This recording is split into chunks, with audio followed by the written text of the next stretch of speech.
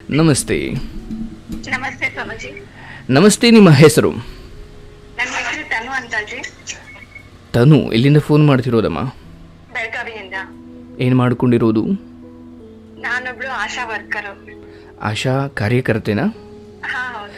Okay, nice. ಅಂದರೆ ನಿಮ್ಮ ಹಳ್ಳಿಯಲ್ಲಿರೋರಿಗೆ ನೀವು ಒಂಥರ ಡಾಕ್ಟ್ರು? ಹಾ, 1,000 ಜನಕ್ಕೆ ಸಲಹೆ ಕೊಡೋ ಡಾಕ್ಟರ್ ಅಲ್ಲ. ನೋ, ಡಾಕ್ಟ್ರ್ ಅಂದರೆ ನಿಮ್ಮ ಪ್ರಕಾರ ಸೂಜಿ ಚುಚ್ಚೋರು ಮಾತ್ರ ಅಲ್ಲ, ಅಂಥದ್ದೇನೋ ಒಂದು ಕಾಳಜಿ ವಹಿಸೋರು ಡಾಕ್ಟ್ರೇ, ಅಮ್ಮನೂ ಡಾಕ್ಟ್ರೇ, ಹೌದಲ್ಲ? ಹಾ ಹೌದು. ಅಂದರೆ ಡಾಕ್ಟ್ರನ್ನ ಬದುಕು ಅಷ್ಟು ದೊಡ್ಡ ಅರ್ಥ ಇರಬೇಕಾದ್ರೆ ನೀವ್ಯಾಕೆ ಅದನ್ನು ಚಿಕ್ಕದಾಗಿ ಮಾಡ್ತಾ ಇದ್ದೀರಾ? ನಾವು ಮಾಡ್ತಿರೋ ಕೆಲ್ಸಕ್ಕೆ ಪ್ರಾಮುಖ್ಯತೆ ಇದೆ, ಬಟ್ ನಮಗೆ ಪ್ರಾಮುಖ್ಯತೆ ಸಿಗ್ತಿಲ್ಲ ಸ್ವಾಮೀಜಿ. ಇರಲಿ. ಆ್ಯಂಡ್ ಕಾರ್ಯಕ್ರಮ ನೋಡ್ತೀರಾ?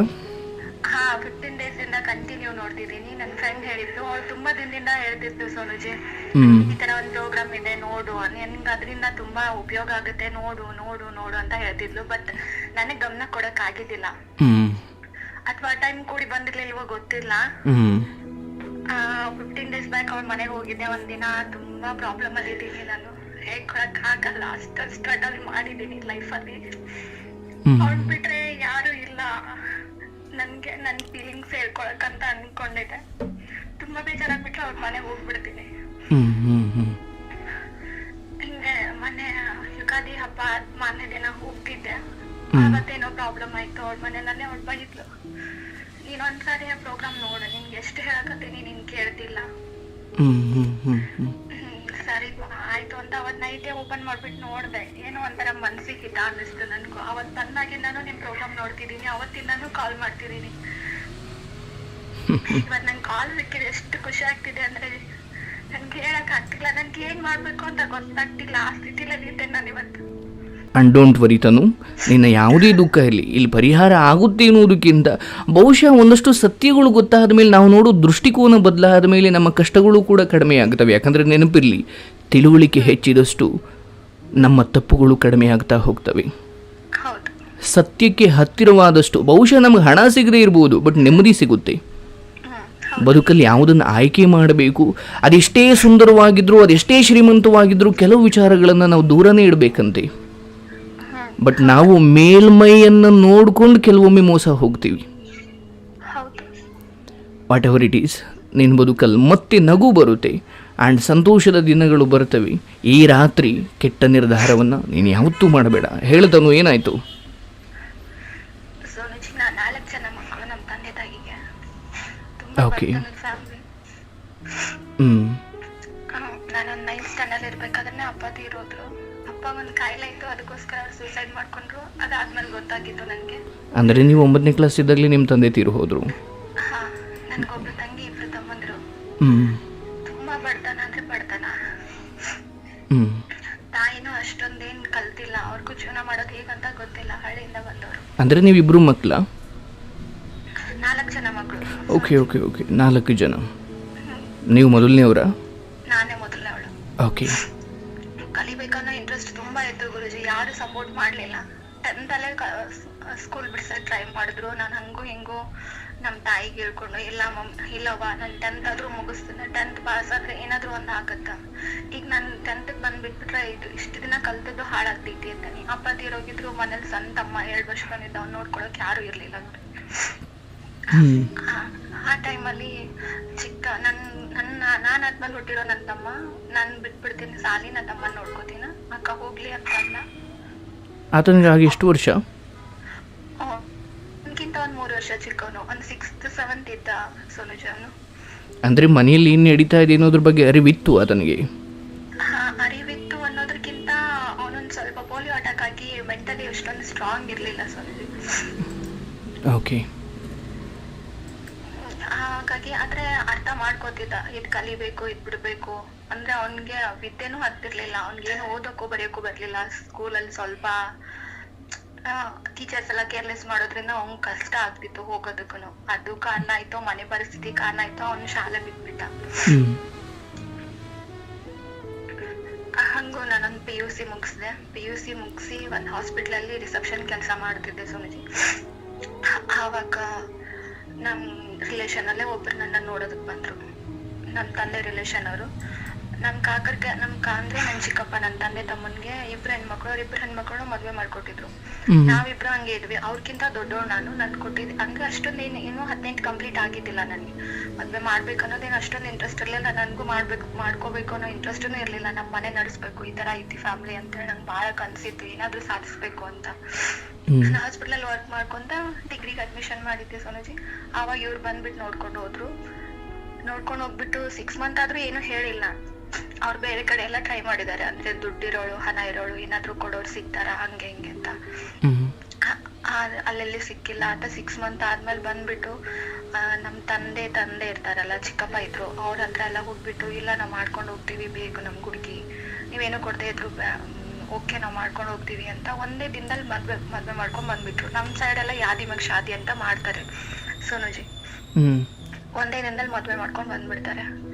ಹಂಗೂ ಅಲ್ಲಿ ರಿಕ್ ಮಾಡಿ ಮದ್ವೆ ಮಾಡ್ಕೊಂಡ್ ಬಂದ್ಬಿಟ್ರು. ನನ್ಗೂ ಮನೆಯಲ್ಲಿ ಕಷ್ಟ ಅಲ್ಲ, ನಮ್ಮ ಇಲ್ಲ ಹೆಣ್ಮಗಳು ದೊಡ್ಡವಳಾಗ್ಯಾಳ, ಆಕಿನ ಒಬ್ಬಕ್ಕಿನಾದ್ರೂ ಕೊಟ್ರೆ ನನ್ ಜವಾಬ್ದಾರಿ ಕಳಿತೈತಿ, ಆಕಿ ಒಂದ್ ಸೇಫ್ ಆಗಿ ಪ್ಲೇಸ್ನಾಗ ಇರ್ತಾಳು ಅಂತ ಅನ್ಕೊಂಡು ಅವ್ರು ನನ್ಗ್ ತಿಳಿಸಿ ಹೇಳಿದ್ರು, ಹಿಂಗಾಗ್ತೈತಿ ಮಾಡ್ಕೊಂಡು ಹೋಗವ, ನಿಂದರೆ ಚಲೋ ಆಗ್ಲಿ, ನಮ್ ಕಷ್ಟ ನಮ್ಗಿರ್ಲಿ ಅಂತಂದ್ರು.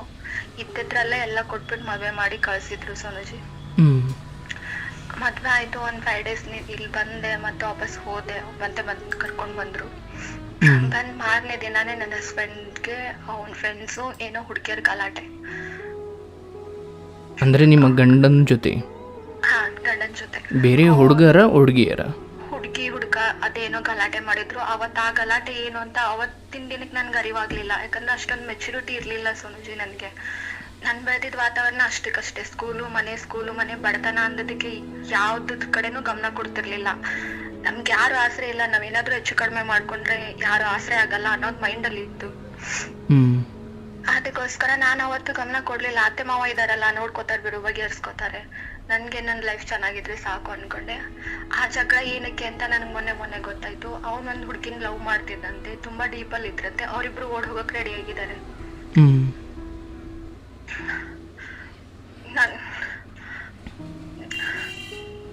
ಅಳಬೇಡ. ಅಂದ್ರೆ ನೀನು ಹೇಳ್ತಿರೋದು ಈಗಿನ ಪರಿಸ್ಥಿತಿನೋ ಅಥವಾ ಹಿಂದೆ ನಡೆದಿದ್ದು? ಹಿಂದೆ ನಡೆದಿದ್ದು ಸೋನುಜಿ. ನನ್ ಮದ್ವೆ ಆಗಿ ಆಲ್ರೆಡಿ 14 years ಆಯ್ತು. ಇಂದಿಗೆ 12 ವರ್ಷ ಆಯ್ತು. 12 ವರ್ಷದ ಮಕ್ಕಳಿದ್ದಾಳೆ, 9 ವರ್ಷದ ಒಂದ್ ಮಕ್ಕಳಿದ್ದಾಳೆ. ಸೋನುಜಿ, ನಾನು ಓಪನ್ ಆಗಿ ಹೇಳ್ಬೇಕು, ಹೇಳಮ್ಮ. ಫಸ್ಟ್ ನೈಟ್ ನನ್ ಜೊತೆ ಮಾಡ್ಕೊಂಡು ಮಾರನೇ ದಿನ ಹುಡುಗಿ ಜೊತೆ ಓಡೋಗಕ್ ರೆಡಿ ಆಗಿದ್ದಾನೆ ನನ್ ಗಂಡ ಅನ್ನೋದು.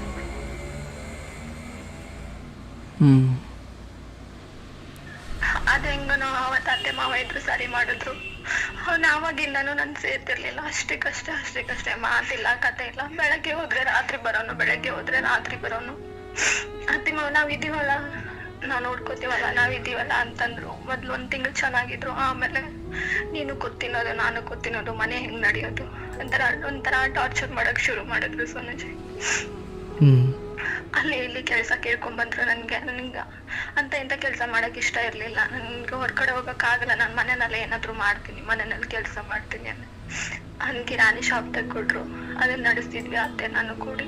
ಹಂಗೂ ಜೀವನ ನಡೆದಿತ್ತು ಸೋನುಜಿ. ನಾನ್ ಪ್ರೆಗ್ನೆಂಟ್ ಆದೆ ನನ್ ದೊಡ್ಡ ಮಗಳಿಗೆ. ಅವಳಿಗೆ ಡೆಲಿವರಿನೂ ಆಯ್ತು. ಅದಾದ್ಮೇಲೆ ಅವ್ರು ಬಿಸ್ನೆಸ್ ಮಾಡ್ತೀನಿ, ನಾನ್ ದೊಡ್ಡದಾಗಿ ಏನಾದ್ರು ಮಾಡ್ಬೇಕು, ನಾನ್ ಬಿಸ್ನೆಸ್ ಮಾಡ್ಬೇಕು ಅಂತ ಅವ್ರ ತಂದೆ ತಾಯಿ ಮಾತನ್ನು ಕೇಳ್ತಿರ್ಲಿಲ್ಲ ಸೋನುಜಿ. ಅವಾಗ ಕೇಳು ಇಲ್ಲ.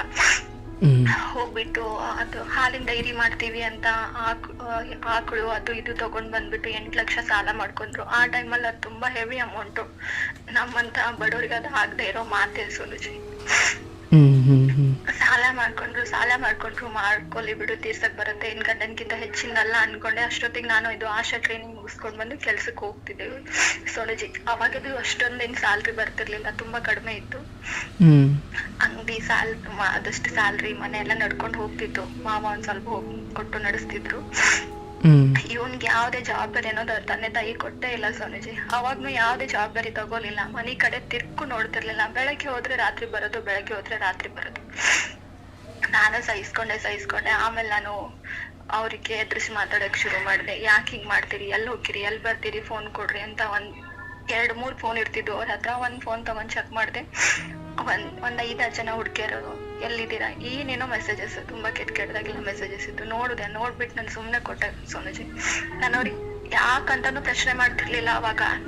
ನನ್ ಸ್ವಭಾವ ನೋಡ್ಬಿಟ್ಟಾದ್ರೂ ಚೇಂಜ್ ಆಗ್ಲಿ ಅಂತ ನಾನು ಸುಮ್ಮನೆ ಇರ್ತಿದ್ದೆ. ಫೋನ್ ನೋಡ್ದೆ ಕೊಟ್ಟೆ, ತಗೊಂಡ್ರು, ಹೋಗ್ಬಿಟ್ರು. ತುಂಬಾ ಹರ್ಟ್ ಆಯ್ತು. ಜಗಳ ಮಾಡ್ಕೊಂಡೆ, ಎಲ್ಲ ಮಾಡ್ದೆ. ಒಂದ್ 4 ದಿನ ತಗೊಳ್ಕೋದೆ, ಮತ್ತೆ ಅವ್ರು ಕರೆಯಕ್ ಬರ್ಲಿಲ್ಲ, ನಾನೇ ವಾಪಸ್ ಬಂದೆ. ಈಗ ಯಾವಾಗ್ಲೂ 14 ವರ್ಷದಿಂದನು 3 ತಿಂಗಳು 4 ತಿಂಗಳು ಒಂದ್ಸರಿ ಇದ್ ನಡೆಯೋದೇನೆ ಸೋನುಜಿ. ಅವ್ನ್ ಯಾವ ಹುಡ್ಗಿ ಜೊತೆನಾದ್ರು ಕಾಲು ಅದು ಇದು ಮಾಡೋನೆ ಇದಾಗದೆ. ಆಮೇಲೆ ಚಿಕ್ಕವಳಿಗೆ ಪ್ರೆಗ್ನೆಂಟ್ ಆದೆ ನಾನು. ಹಂಗೂ ಹಿಂಗೂ ಒಂದ್ಸರಿ ಜಗಳ ಮಾಡ್ಕೊಂಡು ಹೋಗಿದ್ದೆ. ನಾನು ತವ್ರಿಗೆ ಹೋದ್ಮೇಲೆ ನನ್ ಪ್ರೆಗ್ನೆಂಟ್ ಅಂತ ಗೊತ್ತಾಯ್ತು. ನಾನು ಅಲ್ಲಿ ಹೋದ್ಮೇಲೆ ಪ್ರೆಗ್ನೆಂಟ್ ಆಗಿದ್ದೀನಿ ಅಂತಂದ್ರೆ ಇವ್ರು ಏನಾದ್ರು ತಿಳ್ಕೊತಾರೆಪ್ಪ ಅಂತ ಹೆದರ್ಕೊಂಡು ಓಡ್ ಬಂದ್ಬಿಟ್ಟೆ. 2 ದಿನಕ್ಕೆ ಬಂದ್ಬಿಟ್ಟೆ. ಬಂದು ನಂಗೆ ಈ ತರ ಆಗಿದೆ ಅಂತೆಲ್ಲ ಹೇಳ್ದೆ. ನನ್ಗೆ ಹೋಗೋವಾಗ್ಲೇನೆ ಗೊತ್ತಾಗಿತ್ತು ಇವ್ರು ಒಂದ್ ಹುಡುಗಿ ಜೊತೆ ಅಫೇರ್ ಇತ್ತು, ಫುಲ್ ಅಫೇರ್ ಅಲ್ಲಿ ಇದ್ರು. ಅವ್ರು ಅಕ್ಕಿ ಡೈವರ್ಸಿ ಅವ್ರ ಮಾವನ್ಗೆ ಕೊಟ್ಟಿದ್ರು. ಅಕ್ಕಿ ಬಿಟ್ ಬಂದಿದ್ಲು. ಅಕ್ಕಿ ಜೊತೆ ಇವಳಿಗೆ ಅಫೇರ್ ಇತ್ತು. ನನ್ ಕನ್ಫರ್ಮ್ ಆಗಿತ್ತು ಗುರುಜಿ ಅವಳ ಜೊತೆ ಇದೆ ಅಂತ. ಮನೆಯಲ್ಲಿ ಎಲ್ರಿಗೂ ಹೇಳ್ದೆ, ಯಾರು ಕೇಳಿಲ್ಲ. ಅವಾಗನು ನಿನ್ ಸಂಸಾರ ಹಾಳಾಗುತ್ತೆ, ಗೊತ್ತಿದ್ರು ಗೊತ್ತಿಲ್ಲದೆ ಇರೋ ತರ ಇರ್ಬೇಕು ಅಂತಂದ್ರು. ಅನ್ಕೊಂಡ್ ಸುಮ್ನಾದೆ. ಆ ಟೈಮಲ್ಲಿ ಇವ್ರ ಮನೆ ನಡೆಸ್ತಿರ್ಲಿಲ್ಲ. ನನ್ ಸ್ಯಾಲ್ರಿ ಕಮ್ಮಿ, ಅತ್ತೆ ಮಾವ ಜಗಳ ಮಾಡ್ಕೊಂಡು ಹೊರಗಡೆ ಹಾಕಿದ್ರು. ಬಾಡ್ಗೆ ಮನೆ ಮಾಡ್ಕೊಂಡು 1 ವರ್ಷ ಹಂಗೂ ಹಿಂಗೂ ಕಳ್ದೆ. ಚಿಕ್ಕವಳ ಡೆಲಿವರಿ ಆಯ್ತು. ಅವ್ರು ತುಂಬಾನೇ ಚಟಕ್ ಬಿಟ್ಬಿಟ್ರು ಗುರುಜಿ. ಯಾವ್ದಕ್ಕೂನು ಮನೆ ಕಡೆ ಗಮನ ಕೊಡಲ್ಲ, ನನ್ ಕಡೆ ನೋಡಲ್ಲ, ಮಕ್ಕಳ ಕಡೆ ನೋಡಲ್ಲ. ಒಂಥರ ಏನು ಸೈಕೋ ತರ ಆಗ್ಬಿಟ್ರು. ಬೆಳಗ್ಗೆ ಬರೋದು ಸಾಯಂಕಾಲ ಹೋಗೋದು, ಬೆಳಗ್ಗೆ ಬರೋದು ಸಾಯಂಕಾಲ ಹೋಗೋದು. ಹಂಗೂ ನಾನು ಸುಮ್ನೆ ಇರ್ತಿರ್ಲಿಲ್ಲ. ಸ್ವಲ್ಪ ಬಾಯಿ ಜಾಸ್ತಿನೇ ಬೈತಿದ್ದೆ, ಜಗಳ ಮಾಡ್ತಿದ್ದೆ, ಎಲ್ಲ ಕೇಳ್ತಿದ್ದೆ. ನನ್ಗೆ ಏನೂ ಹತ್ ಕೊಡ್ತಿದ್ದಿಲ್ಲ. ಒಂದ್ ಫೋನ್ ತಗೊಂಡು ಅಲ್ಲೇ ಯೂಸ್ ಮಾಡ್ಬಿಟ್ಟು ಬಿಟ್ಟು ಬರೋದು. ಮನೆ ಬರ್ಬೇಕಾದ್ರೆ ಶಾಪ್ ನಂಬರ್ ತಗೊಂಡ್ ಬಂದು ನಾನೇನು ಇಲ್ಲ ಅನ್ನೋ ತರ ನಡ್ಕೊಳ್ಳೋದು. ರಾತ್ರಿ 11:30 12 ಗಂಟೆಗೆ ಬರೋದು. ಹಿಂಗೆ ಆಯ್ತು. ಆಮೇಲೆ ನನ್ ವರ್ಕ್ ಅಲ್ಲಿ ಜಾಸ್ತಿ ಇನ್ವಾಲ್ವ್ ಆಗಕ್ ಶುರು ಮಾಡಿದೆ. ಇದಾದ್ರೆ ನನ್ ಲೈಫ್ ಆಗಲ್ಲ, ನನ್ ಲೈಫಿಗೆ ಒಂದ್ ಏನಾದ್ರು ಬೇಕು ಅಂತ ಅಲ್ಲಿ ಒಬ್ರು ನನ್ ಜೊತೆ ವರ್ಕ್ ಮಾಡೋರು ದೊಡ್ಡವ್ರು ಆಂಟಿಗಳಿದ್ರು. ಅವ್ರ ಹತ್ರ ಎಲ್ಲ ಹೇಳ್ತಿದ್ದೆ, ಆಂಟಿ ಹಿಂಗ್ ಮಾಡ್ತಾನೆ ಆಂಟಿ ಅಂತ. ಅವ್ರು ತುಂಬಾ ಸಮಾಧಾನ ಮಾಡೋರು. ಸೋನುಜಿ, ಹೆಣ್ಮಕ್ಳ ಲೈಫ್ ಅಂದ್ರೆ ಹಿಂಗಿರುತ್ತೆ, ಸ್ವಲ್ಪ ಸಹಿಸ್ಕೋಬೇಕು, ಚಲೋ ಆಗತ್ತೆ ಅಂತ ಅಂದ್ರು. ಸರಿ ಆಯ್ತು, ಇಷ್ಟೊಂದು ಹೇಳ್ತಿದ್ದಾರಲ್ಲ ದೊಡ್ಡವರು, ಕೇಳೋಣ. ನೀನ್ ನಮ್ಮ ಮಾತ್ರ ಕೇಳ್ತಿಲ್ಲ, ನಮ್ದು ಅನುಭವರ ನೀನ್ ತಿಳ್ಕೊತಿಲ್ಲ ಅಂತ ಈ ತರ ಬುದ್ಧಿ ರೀತಿ ಹೇಳೋರು ಸೋನುಜಿ ಅವರು. ಅದನ್ನ ಕೇಳ್ಕೊಂಡು ಸುಮ್ನೆನೆ ಜೀವನ ಮಾಡ್ದೆ. ನನ್ ಮಗಳಿಗೆ 6 ವರ್ಷ, ಚಿಕ್ಕವಳಿಗೆ 6 ವರ್ಷ, ದೊಡ್ಡವಳಿಗೆ 9 ವರ್ಷ ಆಗಿತ್ತು ಸೋನುಜಿ. ಅವು ಜಾಸ್ತಿ ಟಾರ್ಚರ್ ಮಾಡಕ್ ಶುರು ಮಾಡಿದ ಸೋನುಜಿ. ಒಂದ್ಸಾರಿ ಅವಾಗಿನ ಸೀಮೆಯನ್ನು ಸಿಕ್ತಿತ್ತು. ನನ್ ಗ್ಯಾಸ್ ಖಾಲಿ ಆಗಿದೆ. ನನ್ಗೆ ಅಡ್ಗೆ ಮಾಡಕ್ಕೇನೋ ತಂದು ಕೊಡ್ತಿಲ್ಲ, ಹಿಂಗ್ ಅಡ್ಗೆ ಮಾಡೋದು ಅಂತ ಕಾಲ್ ಮಾಡ್ಬಿಟ್ಟು ಜಗಳ ಮಾಡಿದಕ್ಕೆ ಮನೆಗ್ ಬಂದ್ರು. ನನ್ನ ಸ್ಟವ್ ಮೇಲೆ, ನಮ್ ಸೈಡ್ ಎಲ್ಲ ಸ್ಟವ್ ಅಂತ ಬರುತ್ತೆ, ಸೀಮೆ ಎಣ್ಣೆ ಮೇಲೆ ಯೂಸ್ ಮಾಡ್ತಾರೆ. ಅದು ಅದ್ರ ಮೇಲೆ ರೊಟ್ಟಿ ಮಾಡ್ತಿದ್ದೆ. ಬಂದವನೇ ಮೂಲೆಯಲ್ಲಿದ್ದ 2 ಲೀಟರ್ ಸೀಮೆ ಎಣ್ಣೆ ತಗೊಂಡ್ ತಲೆ ಮೇಲೆ ಸುರಿದ ಸೋನುಜಿ. ಏನಕ್ಕೆ ಅಂತ ನನ್ಗೇನು ಗೊತ್ತಾಗ್ಲಿಲ್ಲ. ತುಂಬಾ ಹರ್ಟ್ ಆಯ್ತು. ಎದ್ದು ಹೊರಗಡೆ ಬಂದೆ. ಪಕ್ಕದಲ್ಲಿರೋ ಜನ ಎಲ್ಲ ಬೈದ್ರು. ಅಲ್ಲಿ ಸ್ಟೇಷನ್ಗೆ ಹೋಗೋ ಹಂಗೋ ಹಿಂಗೋ ಅಂದ್ರು. ಎಲ್ಲಿ ಹೋದ್ರು ಲೈಫ್ ಹಾಳಾಗದ್ ನಂದೇ, ನನ್ ಜೀವನ ಬೇಕು, ನನ್ಗಿರೋ ಹೆಣ್ಮಕ್ಳು ಅಂತ ಸುಮ್ನೆ ನಾನು ಬಟ್ಟೆ ಬದಲಾಯಿಸ್ಕೊಂಡು ಸುಮ್ನೆ ಜೀವನ ಮಾಡ್ತಿದ್ದೆ. ಹಂಗೂ ಹೋಗ್ಬಿಟ್ಟು ಆಂಟಿ ಹಿಂಗ್ ಮಾಡಿದ್ರಂಟಿ ಅಂತ ಹೇಳ್ದೆ. ಅವ್ನ್ ಬೇಕಂತ ಮಾಡ್ತಾನೆ, ನಿನ್ ಮನೆಯಿಂದ ಹೋಗ್ಲಿ ಅಂತ ಮಾಡ್ತಾನ. ಏನ್ ಸಮಾಧಾನವಾಗಿರು, ನೀನ್ ಹಂಗ್ ರಿಯಾಕ್ಟ್ ಮಾಡ್ಬೇಡ ಅಂತಾನೆ ಹೇಳ್ತಿದ್ರು. ಹಂಗೂ ಅನ್ಕೊಂಡ್ ಬಂದೆ ಸೋನುಜಿ. ಮುಂದೆ ನನ್ ಕ್ಯಾರೆಕ್ಟರ್ ಮೇಲೆ ಡೌಟ್ ಬರಕ್ ಶುರು ಮಾಡ್ದ. ಯಾರ ಜೊತೆ ಮಾತಾಡಿದ್ರು ಅವ್ರ ಜೊತೆ ಮಾತಾಡ್ತಿ, ಇವ್ರ ಜೊತೆ. ನನ್ ವರ್ಕ್ ಅಲ್ಲಿ 100 ಜನರ ಜೊತೆ ಮಾತಾಡ್ಬೇಕಾಗತ್ತೆ. ಹಂಗೂ ರಿಯಲ್ ಆಗಿ ಹೇಳ್ಬೇಕಂದ್ರೆ ಸೋನುಜಿ, ನಮ್ಮ ಮಾವನ ಹತ್ರ ಇವ್ರು ಮಾಡೋ ಎಲ್ಲ ಕೆಲ್ಸಾನು ಹೇಳ್ಕೊತಿದ್ದೆ. ಅವ್ರಿಗೊಂದ್ಸಾರಿ ನಾನು ಹೇಳ್ಬಿಟ್ಟಿದ್ದೆ, ನಾನು ಮಾತಾಡ್ತಿದ್ದೀನಿ ಅಂತ ಹೇಳಿದ್ರು ಬೇಕಂತ ಅವ್ರ ಜೊತೆ ನಾನು ಮಾತಾಡಿದ್ದು. ಅದು ಕೀಪ್ಯಾಡ್ ಫೋನಲ್ಲಿ ಕಾಲ್ ಹಿಸ್ಟ್ರಿ ಬರುತ್ತಲ್ಲ, ಅದನ್ನ PC ಕನೆಕ್ಟ್ ಮಾಡ್ಬಿಟ್ಟು ಒಂದು ಪೇಪರ್ ಅಲ್ಲಿ ಪ್ರಿಂಟ್ ಆಗಿ ತಗೊಂಡ್ ಬಂದು ಇವ್ರ ಜೊತೆ ಮಾತಾಡ್ತಾಳೆ, ಅವ್ರ ಮಾವನ ಜೊತೆ, ಅವಳಿಗೂ ಅವನಿಗೂ ಅಫೇರ್ ಇದೆ ಅಂತ ಸೃಷ್ಟಿ ಮಾಡ್ದ. ಯಾರಿಗೆ? ನನ್ಗೂ ನಮ್ಮ ಮಾವನ್ಗೂ. ಅದನ್ನ ಯಾಕೆ ಮಾಡ್ದ ಅಂತ ಅವತ್ತಿನ ಟೈಮ್ ನನ್ಗೆ ಗೊತ್ತಾಗಿರ್ಲಿಲ್ಲ ಸೋನುಜಿ. ಮೊನ್ನೆ ಗೊತ್ತಾಯ್ತು. ಅವನ ಜೊತೆ ಇದ್ನಲ್ಲ, ಅವಳಿಗೆ ಡೈವರ್ಸ್ ಆಗಿತ್ತಂತೆ ಆ ಟೈಮಲ್ಲಿ. ಅವಳು ಹಂಗೆ ಗಂಡನ್ ಬಿಟ್ಬಿಟ್ಟು ಬಂದಿದ್ಲು. ಅವ್ಳು ಡೈವರ್ಸ್ ಆಗಿದ್ದಕ್ಕೆ, ನಾನ್ ಡೈವರ್ಸ್ ಆಗಿದೆ, ನಾನು ಮದ್ವೆ ಮಾಡ್ಕೋತೀನಿ ಅಂತ ಹೇಳಿದ್ದಿ, ಮದ್ವೆ ಮಾಡ್ಕೊ ಅಂತ ಅವಳು. ಇವನ್ ಬಂದು ಇವ್ನ ಫ್ರೆಂಡ್ಸ್ ಹತ್ರ ಇವ್ರ ಹತ್ರ ಟೈಟ್ ಮಾಡ್ಸಿದಾರ. ಅದಕ್ಕೋಸ್ಕರ ಇವ್ನು ನನ್ ಜೊತೆ ಡೈವರ್ಸ್ ತಗೋಬೇಕಲ್ಲ, ನನ್ ಮೇಲೆ ಇದ್ರು ಅಪವಾದ ಹಾಕಿ ನಾನಾಗೆ ಹೋಗ್ಬೇಕಲ್ಲ ಮನೆಯಿಂದ. ನಾನ್ ಮರ್ಯಾದೆ ಹೆದರ್ಕೋತೀನಿ ಅಂತ ಗೊತ್ತು. ಹಾಗಾಗಿ ಅವಾಗ ಬಂದ್ಬಿಟ್ಟು ಆ ಥರ ಎಲ್ಲ ಸೃಷ್ಟಿ ಮಾಡಿ ಜಗಳ ಮಾಡಿದ್ರು. ನಮ್ಮ ಅತ್ತೆ ಮಾವನು ಅವ್ನ ಪರಾನೇ ಸೋನುಜಿ. ಇವನ್ ಬುದ್ಧಿ ಗೊತ್ತಿರ್ಲಿಲ್ಲ ಅವ್ರಿಗೆ, ಇನ್ ಇಷ್ಟೊಂದೆಲ್ಲ ಮಾಡ್ತಾನೆ ಅಂತಾನು ಅವ್ರು ಅನ್ಕೊಂಡಿರ್ಲಿಲ್ಲ ಅನ್ಸುತ್ತೆ. ನನ್ ತರಾನೇ ನಂಬಿದ್ರು. ಆವತ್ತಿನ ಟೈಮ್ಗೆ ಅವರು ನಂಬಿದ್ರು. 4 ಜನ ಹಿರಿಯರೆಲ್ಲ ಬಂದ್ಬಿಟ್ಟು ಬಾಗ್ಲ ಹಾಕಿ, ಇಲ್ಲ ನಮ್ಗೆ ಡೈವರ್ಸ್ ಕೊಟ್ಟು ಹೋಗ್ಬೇಕು, ಇಷ್ಟು ದುಡ್ಡು ಕೊಡೋದು, ಡೈವರ್ಸ್ ಕೊಡೋದು, ಏನೇನೋ ಕಂಡೀಷನ್ ಹಾಕಿದ್ರು. ನಾನಂದೆ ನಾನೇನ್ ತಪ್ಪು ಮಾಡಿದ್ದೀನಿ, ನಾನು ತಪ್ಪು ಮಾಡಿದ್ರೆ ಪ್ರೂವ್ ಮಾಡ್ರಿ, ಆಮೇಲೆ ನಾನು ಡೈವರ್ಸ್ ಕೊಟ್ಟು ಹೋಗ್ತೀನಿ ಅಂತ. ನಾನು ವಾಪಸ್ ಅವ್ರಿಗೆ ಸ್ಟ್ರಾಂಗ್ ಆಗಿ ನಿಂತು ಅವತ್ತು ಮಹಿಳಾ ಆಯೋಗಕ್ಕೆ ಕಾಲ್ ಮಾಡಿಬಿಟ್ಟು ಅಲ್ಲಿಂದ ಪೊಲೀಸರನ್ನ ಕರೆಸಿ ನನ್ನ ಮಕ್ಕಳನ್ನ ನಾನು, ನಮ್ಮ ತಾಯಿ ಅವ್ರ ಮನೆಯಿಂದ ಹೊರಗಡೆ ಬರ್ಬೇಕಾದ್ರೆ ಒಂದು ದೊಡ್ಡ ಕಥೆನೇ ಆಗೋಯ್ತು ಅವತ್ತು ಸೋನುಜಿ. ನಾನು ಬಂದ್ಬಿಟ್ಟು ಊರಿಗೆ ಹೋಗ್ಲಿಲ್ಲ, ಸ್ಟೇಷನ್ಗೆ ಹೋದೆ. ಸ್ಟೇಷನಲ್ಲಿ ಯಾರು ಕೇರ್ ಮಾಡಲಿಲ್ಲ ಸೋನುಜಿ. ರಾತ್ರಿ 10 ಗಂಟೆವರೆಗೂ ಕೂರಿಸ್ಕೊಂಡ್ಬಿಟ್ಟು 10 ಗಂಟೆಗೆ ಇಷ್ಟೊತ್ತಲ್ಲಿ ಸ್ಟೇಷನಲ್ಲಿ ನನ್ನ ಮಕ್ಳು ಇರ್ತಾರ, ಹೋಗವ್ವ ಹೋಗು ಮನೆಗೆ ಹೋಗು, ಮನೆ ರೊಟ್ಟಿ ಮಾಡ್ಕೊಂಡು ಏನೋ ಒಂಥರ ರಾಶಾಗಿ ಮಾತಾಡಿದ್ರು. ಅಲ್ಲಿಂದ ನಮ್ಮ ತಾಯಿ ಬಾ ಅಂತ ಹೋಗೋಣ ಅಂತ ಕರ್ಕೊಂಡು ಹೋದ್ರು. ನನ್ನ ಫ್ರೆಂಡ್ಸ್ ನನ್ನ ಲೈಫಲ್ಲಿ ತುಂಬಾ ಹೆಲ್ಪ್ ಮಾಡಿದ್ದಾರೆ ಸೋನುಜಿ. ನಾನು ಬರ್ಕಿದೀನಿ ಅಂದ್ರೆ ನನ್ ಸ್ವಲ್ಪ ಜನ ಇರೋ ಫ್ರೆಂಡ್ಸ್ ಇಂದಾನೆ ಅಂತ ಸ್ವಲ್ಪ ಜನ ಫ್ರೆಂಡ್ಸ್ ನರ್ಕನ್ನು ತೋರಿಸಿದ್ದಾರೆ. ಅವತ್ ನಮ್ ತಾಯಿ ಕರ್ಕೊಂಡ್ ಹೋದೆ. ಇಲ್ಲಿ ನನ್ ಜೊತೆ ಬೆಳೆದ ನನ್ನ ಚೈಲ್ಡ್ಹುಡ್ ಫ್ರೆಂಡ್ ಅವಳಿಗೆ ಅಲ್ಲೇ ಒಂದ್ ಪಕ್ಕದ ಊರಲ್ಲಿ ಮದ್ವೆ ಮಾಡ್ಕೊಟ್ಟಿದ್ರು. ಅವಳ ಹಸ್ಬೆಂಡು ಪೆಟ್ರೋಲ್ ಪಂಪಲ್ಲಿ ಮ್ಯಾನೇಜರ್ ಇದ್ರು. ಆಕೆ ಹೇಳಿದ್ಲು, ನಿನ್ ತಗ ಟ್ಯಾಲೆಂಟ್ ಐತಿ, ನೀ ಯಾಕೆ ಸಾಯ್ತೀನಂತಿ, ನಾ ಇಲ್ಲಿ ಹೇಳ್ತೀನಿ ಕೆಲ್ಸ ಮಾಡು, ಜೀವನ ಮಾಡು ಅಂತಂದ್ರು. ಆಕಿ ಅವ್ರ ಹಸ್ಬೆಂಡ್ಗೆ ಹೇಳ್ಬಿಟ್ಟು ಅಲ್ಲಿ ಪೆಟ್ರೋಲ್ ಪಂಪಲ್ಲಿ ಆಯಿಲ್ ಬಿಡ್ತಾರಲ್ಲ ಅದು ಕೆಲಸ ಇಸ್ಕೊಟ್ಲು. 6,000 ಸ್ಯಾಲ್ರಿ ಕೊಡ್ತಿದ್ರು. ಆ ಕೆಲಸ ಚೆನ್ನಾಗಿತ್ತು ಸೋನುಜಿ. ದಿನ ಇಲ್ಲ ಅಂದ್ರೂ ಕಮಿಷನ್ ಸಿಗ್ತಿತ್ತು, ತುಂಬಾ ದುಡ್ಡು ಸಿಗ್ತಿತ್ತು. ನನ್ನ ಲೈಫೇ ಸೆಟ್ಲ್ ಆಗಿತ್ತು. 8 ತಿಂಗಳ ಅಲ್ಲೇ ಕೆಲಸ ಮಾಡ್ಕೊಂಡು, ಅಲ್ಲೇ ಅವ್ರದ್ದೊಂದು ರೂಮ್ ಇತ್ತು, ಅಲ್ಲಿ ಕೊಟ್ಟಿದ್ರು. ಅಲ್ಲೇ ಜೀವನ ಮಾಡ್ಕೊಂಡು ಜೀವನ ಕಳೆದ್ವಿ. 2 ಮಕ್ಕಳು ತಗೊಂಡು, 6 ವರ್ಷದ್ದು 9 ವರ್ಷದ ಮಗು. 8 ತಿಂಗಳು ನಾನು ಇದ್ದೀನೋ ಸತ್ತಿದ್ದೀನೋ, ಮಕ್ಕಳಿಗೆ ಏನಾಗಿದೆ, ಏನ್ ಬೇಕು ಯಾರು ಬರ್ಲಿಲ್ಲ, ಕೇಳಿಲ್ಲ. ನಮ್ಮ ತಾಯಿ ಒಬ್ರು ಬರೋರು ಹೋಗೋರು, ನನ್ನ ಚಿಕ್ಕಮ್ಮ ಒಬ್ಬ ಬರೋನು ಹೋಗೋನು, ಅಷ್ಟೇ ಸೋನುಜಿ. ನರ್ಕ ನೋಡ್ಬಿಟ್ಟೆ ಅವತ್ತು ಲೈಫಲ್ಲಿ. 8 ತಿಂಗಳ ಆದ್ಮೇಲೆ ಒಂದಿನ ನಮ್ಮ ಮಾವ ಬಂದ್ರು. ಇಲ್ಲವಾ ನನ್ ಸೊಸಿ ನನ್ ಮೊಮ್ಮಕ್ಕಳ ನನ್ ಬೇಕು, ಬರ್ರಿ ಮನೆಗೆ ಹೋಗೋನು. ಇಷ್ಟೆಲ್ಲ ಮಾಡಿದಿರ, ಇಷ್ಟು ದಿನ ಆಯ್ತು, ನಾನು ಹೆಂಗ್ ಬರ್ಲಿ? ಇಲ್ಲ ನಮ್ದು ತಪ್ಪಾಗಿತ್ತಿ ಬಾ. ಯಾರ್ಯಾರನ್ನೋ 1-2 ಜನ ಮಹಿಳಾ ಆಯೋಗದ ಹೆಣ್ಮಕ್ಳು, ಅವರು ಮಹಿಳಾ ಆಯೋಗದವ್ರ ಅಂತ ಕರ್ಕೊಂಡ್ ಬಂದ್ರು ಸೋನುಜಿ. ಅವ್ರ ಜೊತೆಗೆ ನಮ್ನು ಕರ್ಕೊಂಡ್ ಬಂದ್ರು. ಇಷ್ಟೊಂದೆಲ್ಲ ಆಗಿದೆಲ್ಲ, ಇನ್ನಾದ್ರೂ ಚೇಂಜ್ ಆಗಿರ್ತಾರೆ, ಚೆನ್ನಾಗಿ ನೋಡ್ಕೋಬಹುದು ಅಂತ ನಂಬಿಟ್ಟು ಬಂದ್ಬಿಟ್ಟೆ ಸೋನುಜಿ. ಬಂದಿದ್ದು ಮನೆಗೆ ನರ್ಕ ತೋರ್ಸ್ಬಿಟ್ರು ನನ್ಗೆ ಸೋನುಜಿ. ನನ್ಗೆ ಅಲ್ಲಿ ಅಫೇರ್ ಇದೆ, ಇಲ್ಲಿ ಅಫೇರ್ ಇದೆ, ಕ್ಯಾರೆಕ್ಟರ್ ಸರಿ ಇಲ್ಲ, ಏನೇನೋ ಕತೆ ಸೃಷ್ಟಿ ಮಾಡಿದ್ರು. ನನ್ ಜೊತೆಗೆ 2 ಹೆಣ್ಮಕ್ಳು ಇದಾರ. ನನ್ ಮಾತಾಡಿದ್ರೆ ನಾಳೆ ಅವ್ರವರೆಗೂ ಬರುತ್ತ ಅಂತ ದಯವಿಟ್ಟು ಮಾತಾಡ್ಬೇಡಿ ಅಂತ ಕಾಲಿಡ್ಕೊಂಡು ಹತ್ರೂ ಕೇಳಿಲ್ಲ ಸೋನುಜಿ.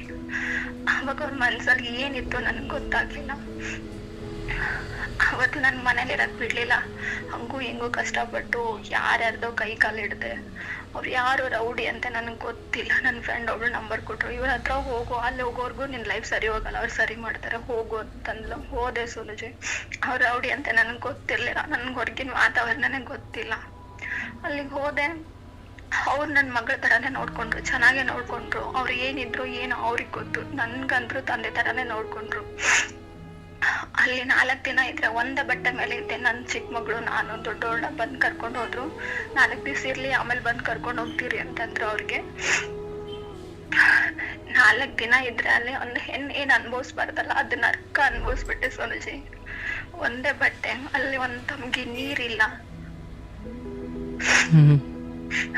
ಆ ಟೈಮಲ್ಲೇ ನನ್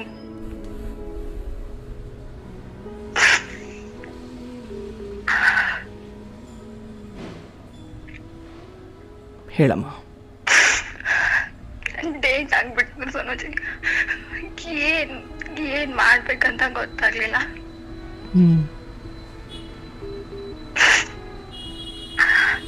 ನನ್ನ ಹತ್ರ ಕೀಪ್ಯಾಡ್ ಫೋನ್ ಇತ್ತು ಸೋನುಜಿ. ಅವತ್ತು ಅಲ್ಲಿ ಲತಾ ಅಕ್ಕ ಅಂತ ನಮ್ದು ಯೂನಿಯನ್ ಲೀಡರ್ ಇದ್ದಾರೆ, ಅವ್ರಿಗೆ ಕಾಲ್ ಮಾಡ್ದೆ. ಅಕ್ಕ ನನ್ ಪರಿಸ್ಥಿತಿ ಹಿಂಗಾಗ್ಯದ, ಮತ್ತೆ ಹಿಂಗ್ ಬಂದನಿ, ಹಿಂಗ್ ಗೊತ್ತೇನಿ ಇಲ್ಲ ಅಂತ ಹೇಳಿದಕ್ಕೆ, ಸರಿ ನಾನೊಬ್ರಿಗೆ ಹೇಳ್ತೀನಿ ಬಟ್ಟೆ ಕೊಟ್ಟು ಕಳ್ಸಕ್ಕೆ ಅಂತ ಅಂದು ಅವ್ರು ಅಕ್ಕ ಅವ್ರ ರಿಲೇಷನ್ ಅಲ್ಲಿ ಯಾಕೋ ಒಬ್ರಿಗೆ ಹೇಳ್ಬಿಟ್ಟು ಬಟ್ಟೆ ಕೊಟ್ಟು ಕಳ್ಸಿದ್ರು ಸೋನುಜಿ. 4 ದಿನ ಇದ್ರೆ 4 ದಿನಾನು ಹೊಟ್ಟೆಗಿಲ್ಲ. ನನ್ನ ಹತ್ರ 50 ರೂಪಾಯಿ ದುಡ್ಡಿತ್ತು ಅವತ್ತು. 50 ರೂಪಾಯಿ ದುಡ್ಡಲ್ಲೇ ದಿನ ಒಂದೊಂದು ಬಿಸ್ಕೆಟ್ ತಗೊಂಡು ನನ್ನ ಮಗಳಿಗೆ ತಿನ್ನಿಸ್ದೆ. ಬಟ್ ಆ ವ್ಯಕ್ತಿಗಳು ನಿಮ್ಗೆ ಊಟ ಕೊಡ್ತಿರ್ಲಿಲ್ವಾ? ಇಲ್ಲ ಸೋನುಜಿ, ಅದೊಂದು ಅವ್ರದ್ದೊಂದು ಆಫೀಸ್ ಅಂತೆ, ಅಲ್ಲಿ ನನ್ಗೆ ಇಟ್ಕೊಲಿಲ್ಲ ಅವರು. ಅವ್ರ ಪಕ್ಕದಲ್ಲಿ ಒಬ್ರು ಗಂಡ ತೀರ್ಕೊಂಡಿರೋ ಹೆಣ್ಮಕ್ಳಿದ್ರು, ಅವ್ರ ಮನೆಯಲ್ಲಿ ಬಿಟ್ಟು ಹೋದ್ರು. ಅವ್ರ ಮನೆಗಿರು, ಇಲ್ಲಿದ್ರ ಸುಮ್ನ ಜನ ಏನಾದ್ರು ತಿಳ್ಕೊತಾರ ಅಲ್ಲಿರವ ಅಂತ ಅವ್ರ ಮನೆಗಿರ್ಸಿದ್ರು. ಅವರು ಬೆಳಗ್ಗೆ ಹೋದ್ರೆ ಸಾಯಂಕಾಲ ಬರೋರು. ನೀನು ಅಲ್ಲಿ ಹೋಗಿದ್ದ ಉದ್ದೇಶ ಏನು? ನನ್ ಲೈಫ್ ಸರಿ ಹೋಗ್ಲಿ, ಇವ್ನ್ ಹೇಗಾದ್ರೂ ಮಾಡಿ ನನ್ ಜೊತೆ ಇರ್ತೀನಿ ಅನ್ಲು. ಆ್ಯಂಡ್ ಅದೊಂದು ಉತ್ತಮ ದಾರಿ ಅಂತ ನಿಮಗೆ ಅನಿಸಿತ್ತಾ? ಸೋನುಜಿ, ಅವ್ರು ಅಂತ ವ್ಯಕ್ತಿ ಅಂತ ನನಗೆ ಗೊತ್ತಾಗ್ಲಿಲ್ಲ ಅವತ್ತಿಗೆ ಅಲ್ಲಿ ಹೋಗೋವರೆಗೂ. ಬಟ್ ನಾನು ಅವತ್ತಿನ ಸಿಚುವೇಶನ್ ಅಲ್ಲಿ ಹೋಗಿದ್ದಕ್ಕನೇ ವಾಪಸ್ ಬಂದು ನನ್ನ ಮನೆಯಲ್ಲಿ ಇಟ್ಕೊಂಡ್ರು ಸೋನುಜಿ. ಓಕೆ, ಅಲ್ಲಿ 4 ದಿನ ಆದ್ಮೇಲೆ ಬಂದು ಮಾತುಕತೆ ಇತ್ತು. ಅವ್ನು ನನ್ ಬೇಡ ನಂಗೆ ಆಕಿನ ಕರ್ಕೊಂಡು ಹೋಗಂಗಿಲ್ಲ, ನಂಗೆ ಆಕಿ ಒಲ್ಲಿ ಅಂತಿದ್ದ. ಅವತ್ತಿಗೆ ನಾನು ಅಲ್ಲಿ ಹೋಗ್ಬೇಕಾದ್ರೆ ಸೋನುಜಿ ನನ್ ಕತ್ತಲ್ಲಿರೋ ಮಾಂಗಲ್ಯನೂ ಮಾರ್ಕೊಂಡು ಕಳ್ಸಿದ್ರು ಸೋನುಜಿ ಇವರು, ನಮ್ಮ ಮನೆಯವರು ನನ್ ಕಟ್ಕೊಂಡಿರೋರು. ನನ್ 8 ತಿಂಗಳ ಇದ್ರು, 3 ವರ್ಷ ನನ್ ಕತ್ತಲ್ಲಿ ಮಾಂಗಲ್ಯ ಇರ್ಲಿಲ್ಲ. ನನ್ ಬರೀ ಕರಿ ಮನೇಲೇ ಇದ್ದೆ. ಬರೀ ಯಾವಾಗ ಕೇಳಿದ್ರು ಸಾಲ ಸಾಲ ಸಾಲ ಅಂತ ಹೇಳೋರು. ನಿನ್ ಸಾಲನಾದ್ರೂ ತೀರಿಸ್ಕೊಡಪ್ಪ, ನಿನ್ಗೆ ಎಲ್ಲಿವರೆಗೂ ಆಗುತ್ತೋ ಅಲ್ಲಿವರೆಗೂ ಸಾಲನೇ ತೀರಿಸ್ಕೊ ಅಂತ. ನಾನ್ ದುಡ್ದು ಸ್ಯಾಲ್ರಿನ ಅವ್ರ ಹತ್ರನೇ ಬಿಡ್ತಿದ್ದೆ ಸೋನುಜಿ, ನಾನು 1 ರೂಪಾಯಿ ಕೇಳ್ತಿರ್ಲಿಲ್ಲ. ಹಂಗೂ ಒಂದ್ಸರಿ ಮನೆಯಲ್ಲೇ ದುಡ್ಡು ಕೊಟ್ಟಿದ್ರು. ಅವ್ರ ಮನೆಯವ್ರು ಬಂದು ಕೂತ್ಕೊಂಡಿದ್ದಕ್ಕೆ ನಾನು ಮಾಂಗಲ್ಯನೇ ಬಿಚ್ಚು ಕೂತಿದ್ದೆ. ಅವ್ರಿಗೆ ಫಸ್ಟ್ ದುಡ್ಡು ತಂದು ಕೊಡು, ಆಮೇಲೆ ನಂದೇನಾದ್ರೂ ನೋಡ್ಕೋತೀನಿ ಅಂತ. ಆವಾಗ್ಲೇ 3 ವರ್ಷ ಆಗಿತ್ತು ನನ್ ಕತ್ತಲ್ ಮಾಂಗಲ್ಯ ಇರ್ತೆ. ನಾನು ಆ ವ್ಯಕ್ತಿ ಹತ್ರ ಹೋದಾಗ್ನು ನನ್ ಕತ್ತಲ್ ಮಾಂಗಲ್ಯ ಇರ್ಲಿಲ್ಲ. ಅವ್ರ ಅದನ್ನ ಒಂದ್ ಮೇನ್ ಆಗಿ ಇಟ್ಕೊಂಡು ಇವ್ರಿಗೆ ಬೈದು ಬುದ್ಧಿ ಹೇಳಿ ಕಳ್ಸಿದ್ರು ಸೋನುಜಿ. ಅವ್ರೇನು ಕೆಟ್ಟದಾಗ ಯಾರ ಹತ್ರನೂ ವರ್ತಿಸ್ಲಿಲ್ಲ, ಏನು ಮಾಡ್ಲಿಲ್ಲ ಸೋನುಜಿ. ಅಂದ್ರೆ ಅವರು ಕೆಟ್ಟ ವ್ಯಕ್ತಿ ಅಂದ್ರೆ ಯಾವ್ದ್ರ ಅಂದ್ರೆ ಇದು SC ಜನ ಬರ್ತಾರಲ್ಲ, ಅವ್ರ ಸಂಘಟನೆ ಲೀಡರ್ ಅಂತ ಅವ್ರು. ಅವ್ರಿಗೆ ಸ್ವಲ್ಪ ಜನ ಮರ್ಯಾದೆ ಕೊಟ್ಬಿಟ್ಟು ದೊಡ್ಡ ವ್ಯಕ್ತಿ ಅಂತ ಹೇಳ್ತಾರೆ ಅಷ್ಟೇ. ಅದ್ ಬಿಟ್ರೆ ಅವ್ರ ಹತ್ರ ಅಂತದೇನ್ ಕೆಟ್ಟ ಸ್ವಭಾವ ನನ್ಗೇನ್ ಕಾಣಿಸ್ ಬರ್ಲಿಲ್ಲ ಸೋನುಜಿ. ಅಲ್ಲಿಂದ ಬಂದ್ ಸಾಯಂಕಾಲನೇ ಅವ್ರ ಫೋನಲ್ಲಿ ಮತ್ತೆ ಮಾತಾಡ್ತಿದ್ರು. ಯಾರು ಅಂತ ಕೇಳ್ದೆ, ಹೇಳಿಲ್ಲ. ಸಡನ್ ಆಗಿ ಫೋನ್ ಕಟ್ ಮಾಡ್ಬಿಟ್ಟು ಕೆಳಗಡೆ ಇಟ್ರು. ನಾನು ತಗೊಂಡ್ ನೋಡ್ದೆ, ಅದು ಯಾರ ಹೆಸರಿತ್ತು ನನ್ಗೆ ಅಷ್ಟೊಂದಿಲ್ಲ, ನಂಬರ್ ಇತ್ತು ಗೊತ್ತಿಲ್ಲ ಸೋನುಜಿ. ಚಿನ್ನು ಪುಟ್ಟ ಮುದ್ದು ಈ ತರ ಏನೇನೋ ಮೆಸೇಜಸ್ ಇತ್ತು. ನಾನು ನೋಡ್ದೆ, ತುಂಬಾ ಹರ್ಟ್ ಆಯ್ತು. ನಂಗೂ ಅವತ್ತಿಗೇನು ಹೇಳಿಲ್ಲ ಅವ್ರಿಗೆ. ನಾನು ಎಷ್ಟು ಕಷ್ಟಪಟ್ರು ನನ್ನ ಜೀವನ ಅಲ್ಲಿಗೆ ಬಂದು ನಿಂತ್ಕೊಳುತ್ತೆ ಅಂತ ಸುಮ್ಮನೆ ಹೋಗ್ಬಿಟ್ಟು ಪಕ್ಕದ ಮನೆಯವ್ರಲ್ಲಿ ಕೂತ್ಕೊಂಡೆ. ತಾಯಿ ಮಗನು ಏನ್ ಮಾತಾಡ್ಕೊಂಡ್ರು ಏನೋ ಗೊತ್ತಿಲ್ಲ. ಆಮೇಲೆ 1-2 ಅವರ್ ಬಿಟ್ಬಿಟ್ಟು ಕರೆಕ್ಟ್ ಬಂದ್ರು, ಎದ್ಬಾ ಅಂತೇಳಿ. ನಾನು ಬಂದೆ, ಊಟ ಮಾಡಿದೆ, ಮಲ್ಕೊಂಡೆ. ಮಾರನೇ ದಿನ ಇಟ್ಕೊಂಡು ಸ್ವಲ್ಪ ಮಾತಾಡ್ಸಕ್ ಶುರು ಮಾಡಿದ್ರು. 15 ದಿನ 1 ತಿಂಗಳ ದಿನ ಸ್ವಲ್ಪ ಮಾತಾಡ್ಕೊಂಡು ಚೆನ್ನಾಗಿದ್ರು ಸೋನುಜಿ. ಆಮೇಲೆ ಅವನ್ ಅಂದ್ರೆ ನನ್ಗೆ ಯಾವ ತರನೂ ನೈಟ್ ಆಗ್ಲಿ ಯಾವ ತರನು ಕೇರನೆ ಮಾಡ್ತಿರ್ಲಿಲ್ಲ. ಹೊರಗಡೆ ಹೋದ್ರೆ ಸಾಕು ಮರ್ಯಾದೆ ಹೋಗೋ ತರ ನಡ್ಕೊಳ್ಳೋರು ಸೋನುಜಿ. ನನ್ ಯಾರೋ ಏನೋ ಸಂಬಂಧ ಇಲ್ದಿರೋ ವ್ಯಕ್ತಿ ಅನ್ನೋ ರೀತಿ ನಡ್ಕೊಳ್ಳೋರು. ಅವನ್ಗೆ ದುಡ್ಡಿನ ಅವಶ್ಯಕತೆ ಇತ್ತು. ದುಡ್ಡು ಕೊಟ್ರೆ ಅವ್ನ್ ನನ್ ಜೊತೆ ಚೆನ್ನಾಗಿರ್ತಾನೆ ಅಂತಾನು ನನ್ಗೆ ಗೊತ್ತಿತ್ತು. ಅವಾಗ ಅದೇ ನನ್ ಸ್ಯಾಲ್ರಿ ಎಲ್ಲ ಏನ್ ಬರುತ್ತಲ್ಲ ನೀನೇ ತಗೋ, ಹೊರಗಡೆ ಮರ್ಯಾದೆ ಕಳಿಬೇಡ, ನೀನ್ ಈ ತರ ನಡ್ಕೊಳ್ಳೋದ್ರಿಂದ ಹೊರಗಡೆ ನೋಡೋ ಜನ ಕೆಟ್ಟ ರೀತಿ ನೋಡ್ತಾರೆ. ಖಾಲಿ ಬಿದ್ಬಿಟ್ಟು ಅವತ್ತಿನ ನನ್ ಸ್ಯಾಲ್ರಿ ಅವನ ಕೈಗೆ ಇಟ್ಟೆ ಸೋನುಜಿ. 3.5 4 ವರ್ಷ ಹತ್ತತ್ರ ಇತ್ತು ಸೋನುಜಿ ಈ ಘಟನೆ ನಡೆದು. ಅವತ್ತಿನ ದುಡ್ಡು ತಗೊಳ್ಳೋರು ನನ್ಗೇನ್ ಬೇಕೋ ಸಂತಿ ತಗೊಂಡ್ ಬರೋದು, ಮನೆಗೆ ಏನ್ ರೇಷನ್ ಬೇಕು ಅಂತ ಅಂದ್ರೆ ನಾನೇ ತಗೊಂಡ್ ಬರೋದು. ಇಷ್ಟ ಆಯ್ತು ಅಂತ ಹೇಳಿದ್ರೆ ಅವ್ನ್ ದುಡ್ಡು ಕೊಡೋರು, ಇಲ್ಲ ಫೋನ್ ಪೇ ಮಾಡೋದು. ಈ ತರ ಸ್ಟಾರ್ಟಿಂಗ್ ಅಲ್ಲಿ 1-2-3 ತಿಂಗಳು ರಿಲೇಷನ್ ಮನೆಗೆ ಹೋದ್ರೆ ಮದ್ವೆ ಆದ್ರೆ ಅಲ್ಲೇ ಇಲ್ಲೇ ಬರ್ತಿದ್ರು. ಆಮೇಲೆ ಮತ್ತೆ ಎಲ್ಲ ಎಲ್ಲಿ ಕರೆದ್ರು ಬರೋದಿಲ್ಲ. ನನ್ ವರ್ಕ್ ಇದೆ ಬಿಸಿ ಇದೀನಿ ನಾನು ಬರಕ್ ಆಗಲ್ಲ. ಹೋಗ್ಲಿ ಬಿಡು, ನನ್ಗೆಲ್ಲ ಗೊತ್ತೇ ಇದೆ.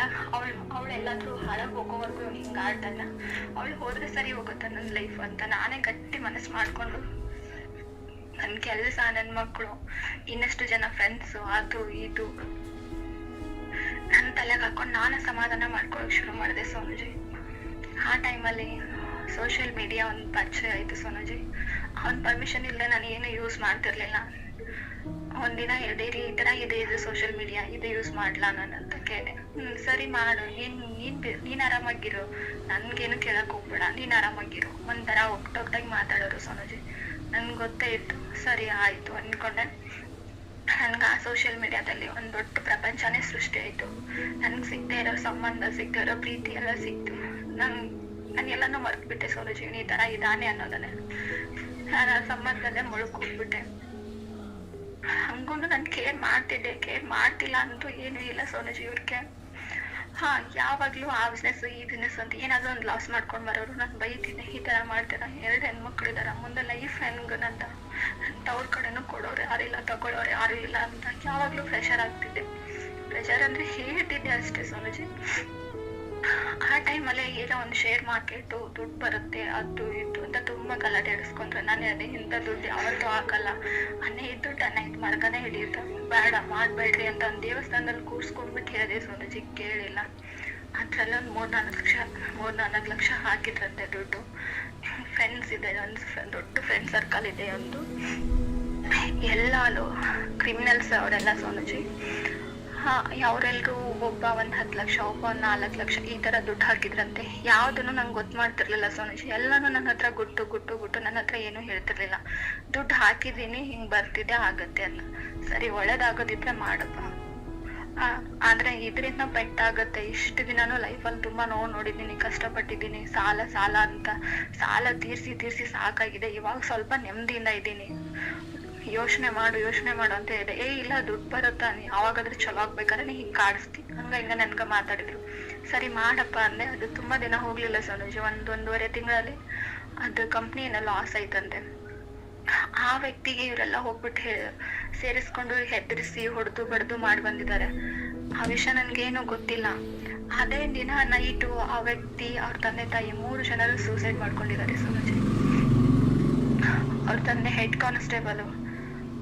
ಆ ವ್ಯಕ್ತಿ 4 ಕೋಟಿ ಏನೋ ಸಾಲ ಮಾಡ್ಕೊಂಡಿದ್ದ ಅಂತೆ. ಅದು ಅವ್ನು ಸೂಸೈಡ್ ಮಾಡ್ಕೊಂಡು ಸತ್ತೋದ. ಅದ್ರಲ್ಲಿ ಅವ್ನ್ ಸಾಯ್ಬೇಕಾದ್ರೆ ಡೆತ್ ನೋಟ್ ಬರ್ದಿದ್ದಾನೆ. ಅದ್ರಲ್ಲಿ 14 ಜನರ ಹೆಸರು ಬರ್ದಿಟ್ಟಿದ್ದಾನೆ ಸೋನುಜಿ. ಅದ್ರಲ್ಲಿ 11ನೇ ನಂಬರ್ ನನ್ ಗಂಡನ ಹೆಸರು. ಇನ್ನುಳಿದ 13 ಜನ ಎಲ್ರು ರೆಸ್ಕಾರ್ಡ್ ಆಗ್ಬಿಟ್ರು, ತಪ್ಪಿಸ್ಕೊಂಡು ಹೋಗ್ಬಿಟ್ರು ಸೋನುಜಿ. ಯಾರು ಸಿಕ್ಕಾಕೊಳ್ಳಿಲ್ಲ. ಇವ್ರು ಶಾಪ್ ಅಲ್ಲಿ ಇದ್ರು. ಇವನ್ ಬಂಡ ಧೈರ್ಯ ಸೋನುಜಿ. ಬಟ್ ಇವನು ಇಷ್ಟು ಕ್ರಿಮಿನಲ್ ಇದ್ದಾನೆ ಅಂತ ನನ್ಗೆ ಆ ಟೈಮಲ್ಲಿ ಗೊತ್ತಾಗ್ಲೇ ಇಲ್ಲ ಸೋನುಜಿ. ನಾನು ಅಷ್ಟು ನಂಬ್ತಿದ್ದೆ. ಅವತ್ತು ಇವನ್ ಶಾಪ್ ಅಲ್ಲೇ ಬಂದು ಅರೆಸ್ಟ್ ಮಾಡ್ಕೊಂಡು ಹೋಗ್ಬಿಟ್ರು. ಅದಕ್ಕೂ ಮುಂಚೆ ಹೇಳಿದ್ದ, ಈ ತರ ಸೂಸೈಡ್ ಮಾಡ್ಕೊಂಡಿದಾರ, ಕೇಸ್ ಆಗುತ್ತೋ ಏನೋ, ಏನಾಗುತ್ತೋ ಗೊತ್ತಿಲ್ಲ.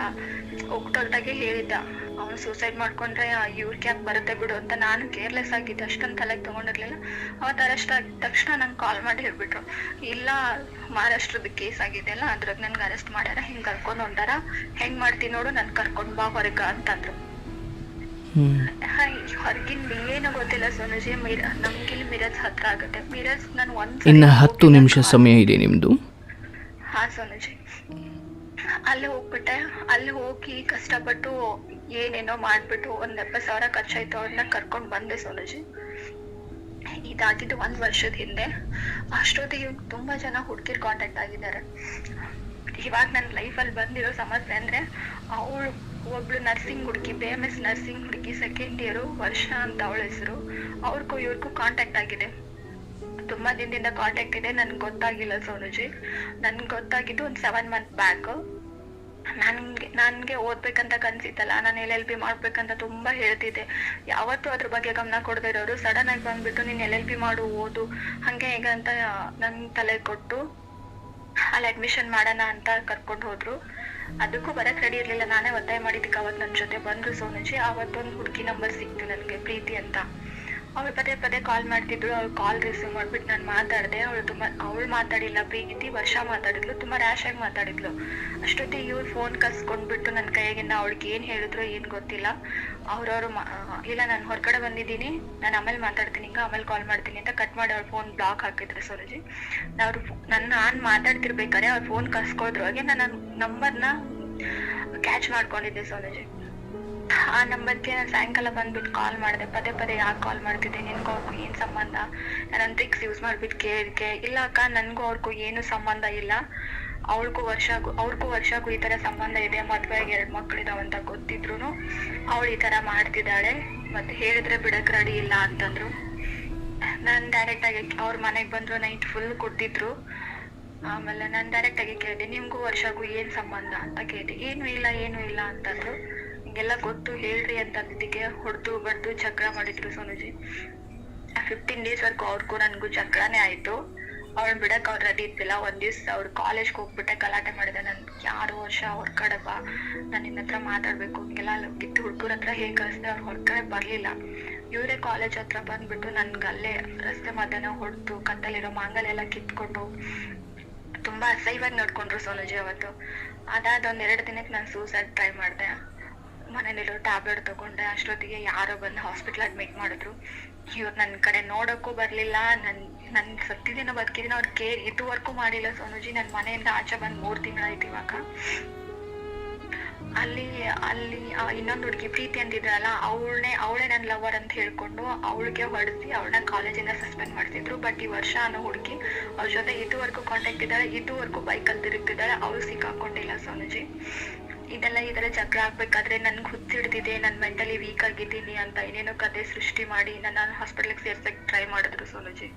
ಆ ಟೈಮಲ್ಲಿ ನಮ್ಮ ತಾಯಿ ನಮ್ಮ ತಮ್ಮ ಬಂದ್ಬಿಟ್ಟು, ನೀನ್ ದುಡ್ದ ಅವ್ನ ಮನೆ ನಡೆಸ್ಬೇಕು, ನೀನ್ ದುಡ್ದು ನೀನ್ ಊಟ ಮಾಡು, ಅವ್ನ್ಗೇನ್ ಕೊಡೋದ್ ಬೇಡ ಅಂತ ಇದೇ ಊರಲ್ಲಿ ಒಂದು ರೂಮ್ ಮಾಡ್ಕೊಟ್ಟು ಹೋಗಿದ್ದಾರೆ ಸೋನುಜಿ. 3 ಮಂತ್ ಆಯ್ತು ನಾನು ಇಲ್ಲಿದ್ದೀನಿ ಸಪ್ರೇಟ್ ಆಗಿ. ನನ್ನ 2 ಹೆಣ್ಮಕ್ಳು ನಾನು.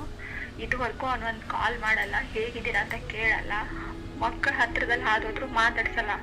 ಬಟ್ ಅವಳನ್ನ ದಿನ ಕಾಲೇಜಿಗೆ ಕರ್ಕೊಂಡೋಗಿ ಬಿಡೋದು, ಮನೆಗೆ ಕರ್ಕೊಂಡೋಗಿ ಬಿಡೋದು, ಈ ತರ ನಡ್ಕೋತಿದ್ದಾರೆ.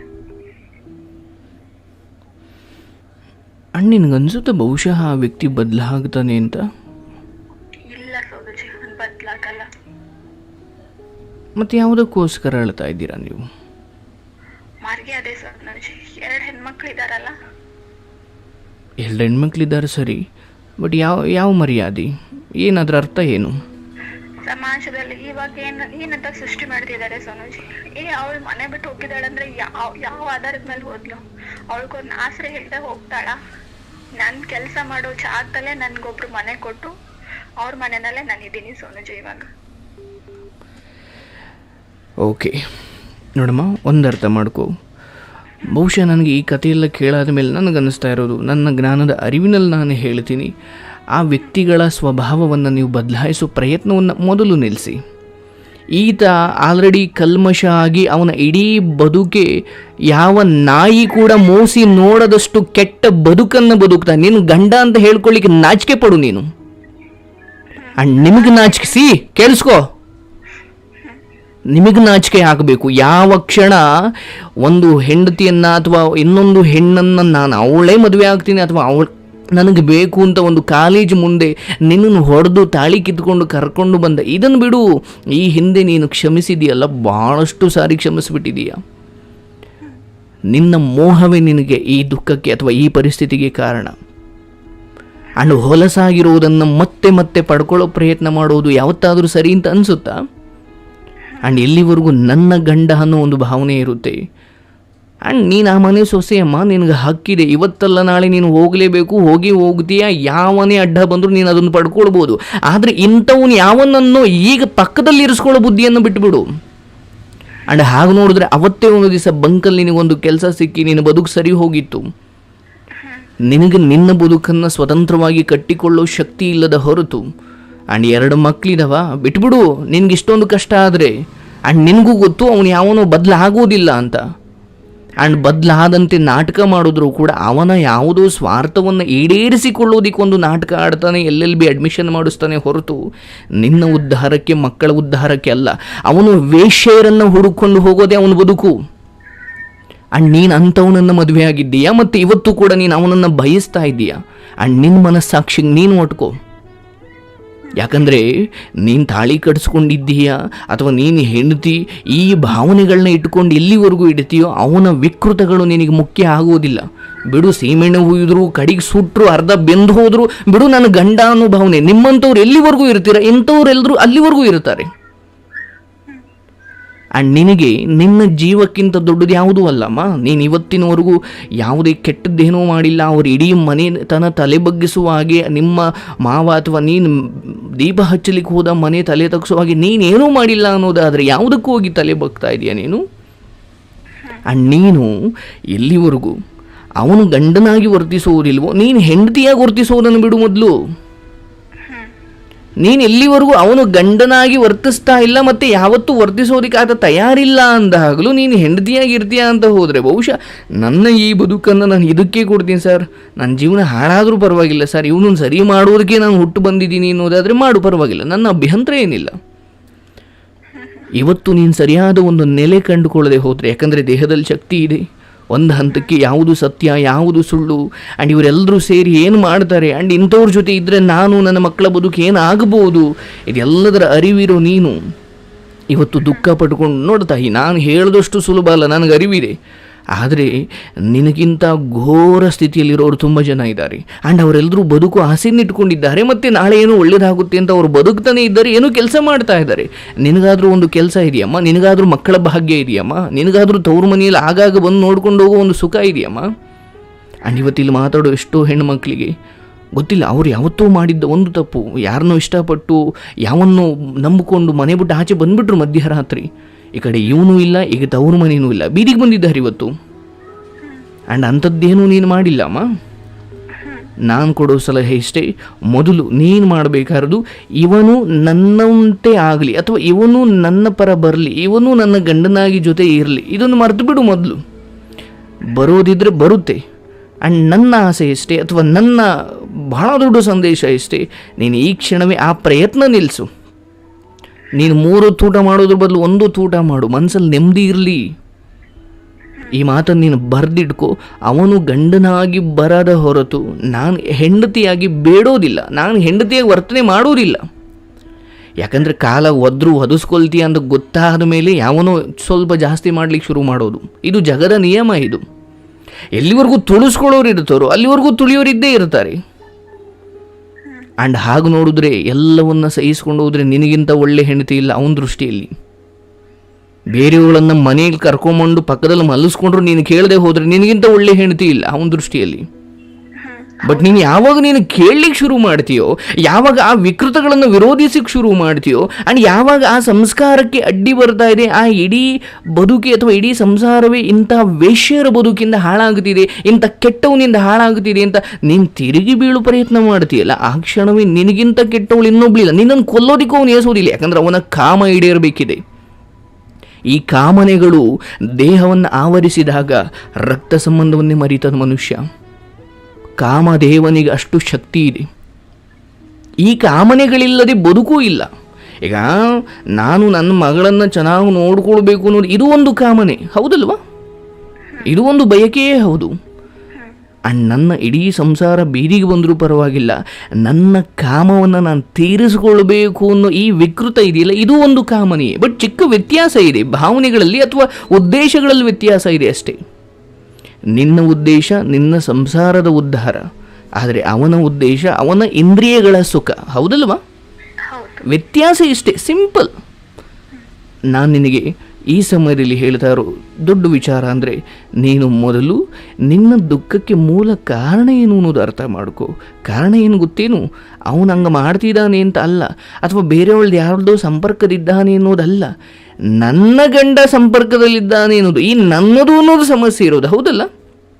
ಯಾರೋ ಪಕ್ಕದ ಮನೆಯವನು ಹಿಂಗೆ ಮಾಡಿದರೆ ಅಯ್ಯೋ ಬಿಡು ಅಂತ ನೀನೇ ಸುಮ್ಮನೆ ಆಗ್ತಿದೆ. ಈಗ ಅವನು ಯಾರೋ ನೇಣ ಹಾಕೊಂಡ ಅಂತ ಹೇಳಿದಾಗ ಬಿಡು, ಅವನು ಯಾರೋ ಹಾಕೊಂಡ ನನ್ನ ಗಂಡಂಗೆ ಏನಾಗುತ್ತೆ ಅಂತಲೇ ನೀನೇ ಹೇಳಿದೆ. ಅಂದರೆ ಅವರ್ಯಾರೋ ಅನ್ನೋದು ನಮ್ಮ ಮನಸ್ಸಿಗೆ ಬಂದಾಗ ನಾವು ಅಷ್ಟು ತಲೆಗೆ ತಗೊಳ್ಳಲ್ಲ. ಬಟ್ ನನ್ನದು ಅಂತ ಬಂದಾಗ ಅವನಿಂದ ಇಡೀ ಸಮಾಜಕ್ಕೆ ಕೆಟ್ಟದಾಗ್ತಾ ಇದೆ, ಅವನಿಂದ ಇಡೀ ಮನೆ ಹಾಳಾಗುತ್ತಿದೆ ಎಂದಾಗಲೂ, ಸತ್ಯ ಗೊತ್ತಿದ್ದಾಗಲೂ, ಅವನ ವಿಕೃತಗಳ ಪರಿಚಯ ಇದ್ದಾಗಲೂ ಇಲ್ಲಿ ನನ್ನದು ಅನ್ನೋದು ದೊಡ್ಡದಾದಾಗ ನೀನು ಮೂರ್ಖಳು. ಯಾಕಂದರೆ ನೀನು ಸತ್ಯವನ್ನು ಈ ಸಮಯದಲ್ಲಿ ಮುಚ್ಚಿಡ್ಬೋದು, ಅಥವಾ ನೀನು ಸತ್ಯವನ್ನು ಕ್ಷಮಿಸ್ಬೋದು. ಕರ್ಮ ಅಂತ ಇದೆ, ಒಂದು ಕರ್ಮ ಸಿದ್ಧಾಂತ ಇದೆ, ಅದು ಕ್ಷಮಿಸೋದಿಲ್ಲ. ಆ್ಯಂಡ್ ಇಂಥವ್ರು ಯಾವಾಗ ಬುದ್ಧಿ ಬರುತ್ತೆ ಗೊತ್ತಾ, ಯಾವ ಹೆಣ್ಣು ಮಕ್ಕಳು ಅಥವಾ ಮಧ್ಯೆ ಬಂದು ಕಾಮ ಸುಖವನ್ನು ಕೊಡೋ ಎಲ್ಲ ಹೆಣ್ಣು ಮಕ್ಕಳು ಇವನ ವಿರುದ್ಧ ತಿರುಗಿಬಿದ್ದು ಇವನಿಗೆಲ್ಲೋ ಆಕ್ಸಿಡೆಂಟ್ ಆಗಿ ಅಥವಾ ಅವರೆಲ್ಲ ಸೇರ್ಕೊಂಡು ಇವನೇನೋ ಮಾಡಿ ಕಡೆಗೆ ಅರ್ಧಂಬರ್ಧ ಜೀವ ಆಗಿ ಕಡೆಗೆ ತಾಳಿ ಕಡ್ದವಳು ಅವಾಗ ನೆನಪಾಗ್ತಾಳೆ ಇವ್ರಿಗೆ. ಯಾಕಂದರೆ ಅಲ್ಲಿವರೆಗೂ ಅವನ ದೇಹದಲ್ಲಿ ಶಕ್ತಿ ಇದೆ ಆ್ಯಂಡ್ ನಾನು ಏನು ಬೇಕಾದರೂ ಮಾಡ್ತೀನಿ ಅನ್ನೋ ಒಂದು ಅಹಂಕಾರ. ಬಡವ್ರ ಮನೆ ಹೆಣ್ಮಕ್ಳನ್ನ ತಂದು ಹಿಂಗೆ ಬೀದಿಗೆ ಬಿಡೋದಕ್ಕೆ, ಇಂಥವರ ಸಂಹಾರ ಅಥವಾ ಇಂಥವರ ಈ ಕೆಟ್ಟ ಗುಣಗಳ ಸಂಹಾರ ನಿಮ್ಮ ಮಾತಿಂದ ಸಾಧ್ಯ ಇಲ್ಲ. ಮೊದಲು ಅರ್ಥ ಮಾಡ್ಕೊಳ್ಳಿ. ಯಾಕಂದರೆ ಯಾಕಂದರೆ ಈ ಸಮಯದಲ್ಲಿ ನೀನು ಧೈರ್ಯ ಕಳ್ಕೊಂಡು ನನ್ನ ಫ್ರೆಂಡು ಅಥವಾ ಇನ್ಯಾರೋ ನನ್ನ ಕಷ್ಟ ಕೇಳಲ್ಲ ಅಥವಾ ಇನ್ಯಾರೋ ನನ್ನನ್ನು ಅರ್ಥ ಮಾಡ್ಕೊಳ್ತಿಲ್ಲ. ನೋಡ್ತಾ ಇಲ್ಲಿ ಯಾರೇ ಬಂದರೂ ಕೂಡ ಒಂದು ಚೂರು ಸಾಂತ್ವನ ಹೇಳ್ಬೋದು. ಬಟ್ ಇದು ನಿನ್ನ ಬದುಕು, ನಿನ್ನ ಮಕ್ಕಳ ಈ ಬಾಲ್ಯವನ್ನು ಗೌರ್ಮೆಂಟ್ ಸ್ಕೂಲ್ ಆದರೂ ಸರಿ, ಎಲ್ಲಾದರೂ ಸರಿ, ನನ್ನ ಮಕ್ಕಳನ್ನು 3 ಹೊತ್ತು ತಿನ್ನಿಸೋ ಬದಲು 1 ಹೊತ್ತು ತಿನ್ನಿಸಿ ಬೆಳೆಸ್ತೀನಿ. ಯಾಕಂದರೆ ನಿನ್ನ ಮಕ್ಕಳಿಗೆ ನೀನು 3 ಹೊತ್ತು ಊಟ ಕೊಟ್ಟೆ ದೊಡ್ಡ ಕಾಲೇಜಲ್ಲಿ ಡೊನೇಷನ್ ಕೊಟ್ಟು ದೊಡ್ಡ ಸ್ಕೂಲಿಗೆ ಸೇರಿಸ್ತೇನೆ ಮಾತ್ರಕ್ಕೆ ಅವ್ರು ವಿದ್ಯಾವಂತರಾಗಲ್ಲ. ಯಾಕಂದರೆ ಸಂಸ್ಕಾರ ಅಥವಾ ವಿದ್ಯೆ ಎನ್ನುವಂಥದ್ದು ಯಾವ ಕಟ್ಟಡ ಅಥವಾ ದೊಡ್ಡ ಬಿಲ್ಡಿಂಗೋ ದೊಡ್ಡ ಸ್ಕೂಲು ಅನ್ನೋದಕ್ಕೆ ಸಂಬಂಧಪಟ್ಟಿದ್ದಲ್ಲ. ಈಗ ನಾನು ಹೇಳೋದು, ನೀನು ಸ್ವತಂತ್ರವಾಗಿ ಜೀವನ ಮಾಡುವುದನ್ನು ಕಲಿ. ಈಗ ಅವ್ರು ಬಂದು ಕರೆದ್ರೂ ನೀನು ಹೋಗಬೇಡ. ಆ್ಯಂಡ್ ನಿನ್ನ ಒಪ್ಪಿಗಿಲ್ಲ, ಅವ್ರು ಏನೂ ಮಾಡ್ಲಿಕ್ಕಾಗಲ್ಲ. ಆ್ಯಂಡ್ ಬೇರೆ ಮದುವೆ ಆದರೂ ಕೂಡ ಅದೊಂದು ಅನೈತಿಕ, ಅದೊಂದು ಕೆಟ್ಟ ದಾರಿ. ಈಗ ನೀನು ಗಂಡನ ಹೊರತಾಗಿ ನಿನ್ನ ಜೀವನವನ್ನು ಮೊದಲು ರೂಪಿಸ್ಕೊ. ಅವನನ್ನು ಕಿತ್ತು ಬಿಸಾಕು ಮೊದಲು. ಈಗ ನಾನು ಹೇಳಿದ್ನಲ್ಲ, ಅವನೇ ಬಂದು ಕಡೆಗೂ ಯಾವತ್ತೂ ಒಂದು ದಿವಸ ಬರ್ತಾನೆ. ಆದರೆ ನನ್ನ ಅನಿಸಿಕೆ ಇಷ್ಟೇ, ನಿನ್ನ ಮಕ್ಕಳಿಗೆ ಇಂಥವರ ಸಂಪರ್ಕ ಸಿಗದ ಹಾಗೆ ಬೆಳೆಸು. ಯಾವುದೇ ಕಾರಣಕ್ಕೂ ಅಯ್ಯೋ ನನ್ನ ಮಗಳಿಗೆ ತಂದೆ ಅಂತ ಇರಬೇಕಲ್ವ, ಈ ಭಾವನಾತ್ಮಕ ಅಥವಾ ಬೇಡದ ಈ ಭಾವನೆಯನ್ನು ಇಟ್ಕೊಂಡು ಎಷ್ಟೋ ಮಕ್ಕಳು ಬದುಕು ಹಾಳಾಗಲಿಕ್ಕೆ ತಾಯಿದಿರೇ ಕಾರಣ ಆಗ್ಬಿಟ್ರಿ. ಇವತ್ತು ಈ ಕಾರ್ಯಕ್ರಮದಲ್ಲೂ ಇವತ್ತು ಹೇಳ್ಕೊಂಡು ಅಳ್ತಾರೆ, ನಾನು ಯಾವ ಮಕ್ಕಳಿಗೆ ತಂದೆ ಇರಲಿ ಅಂತ ಕ್ಷಮಿಸಿದ್ನು, ಅದೇ ತಂದೆ ಇವತ್ತು ಆ ಮಕ್ಕಳು ತಲೆ ಎತ್ಕೊಂಡು ಓಡಾಡ್ದಂಗೆ ಮಾಡ್ತಿದ್ದಾನೆ.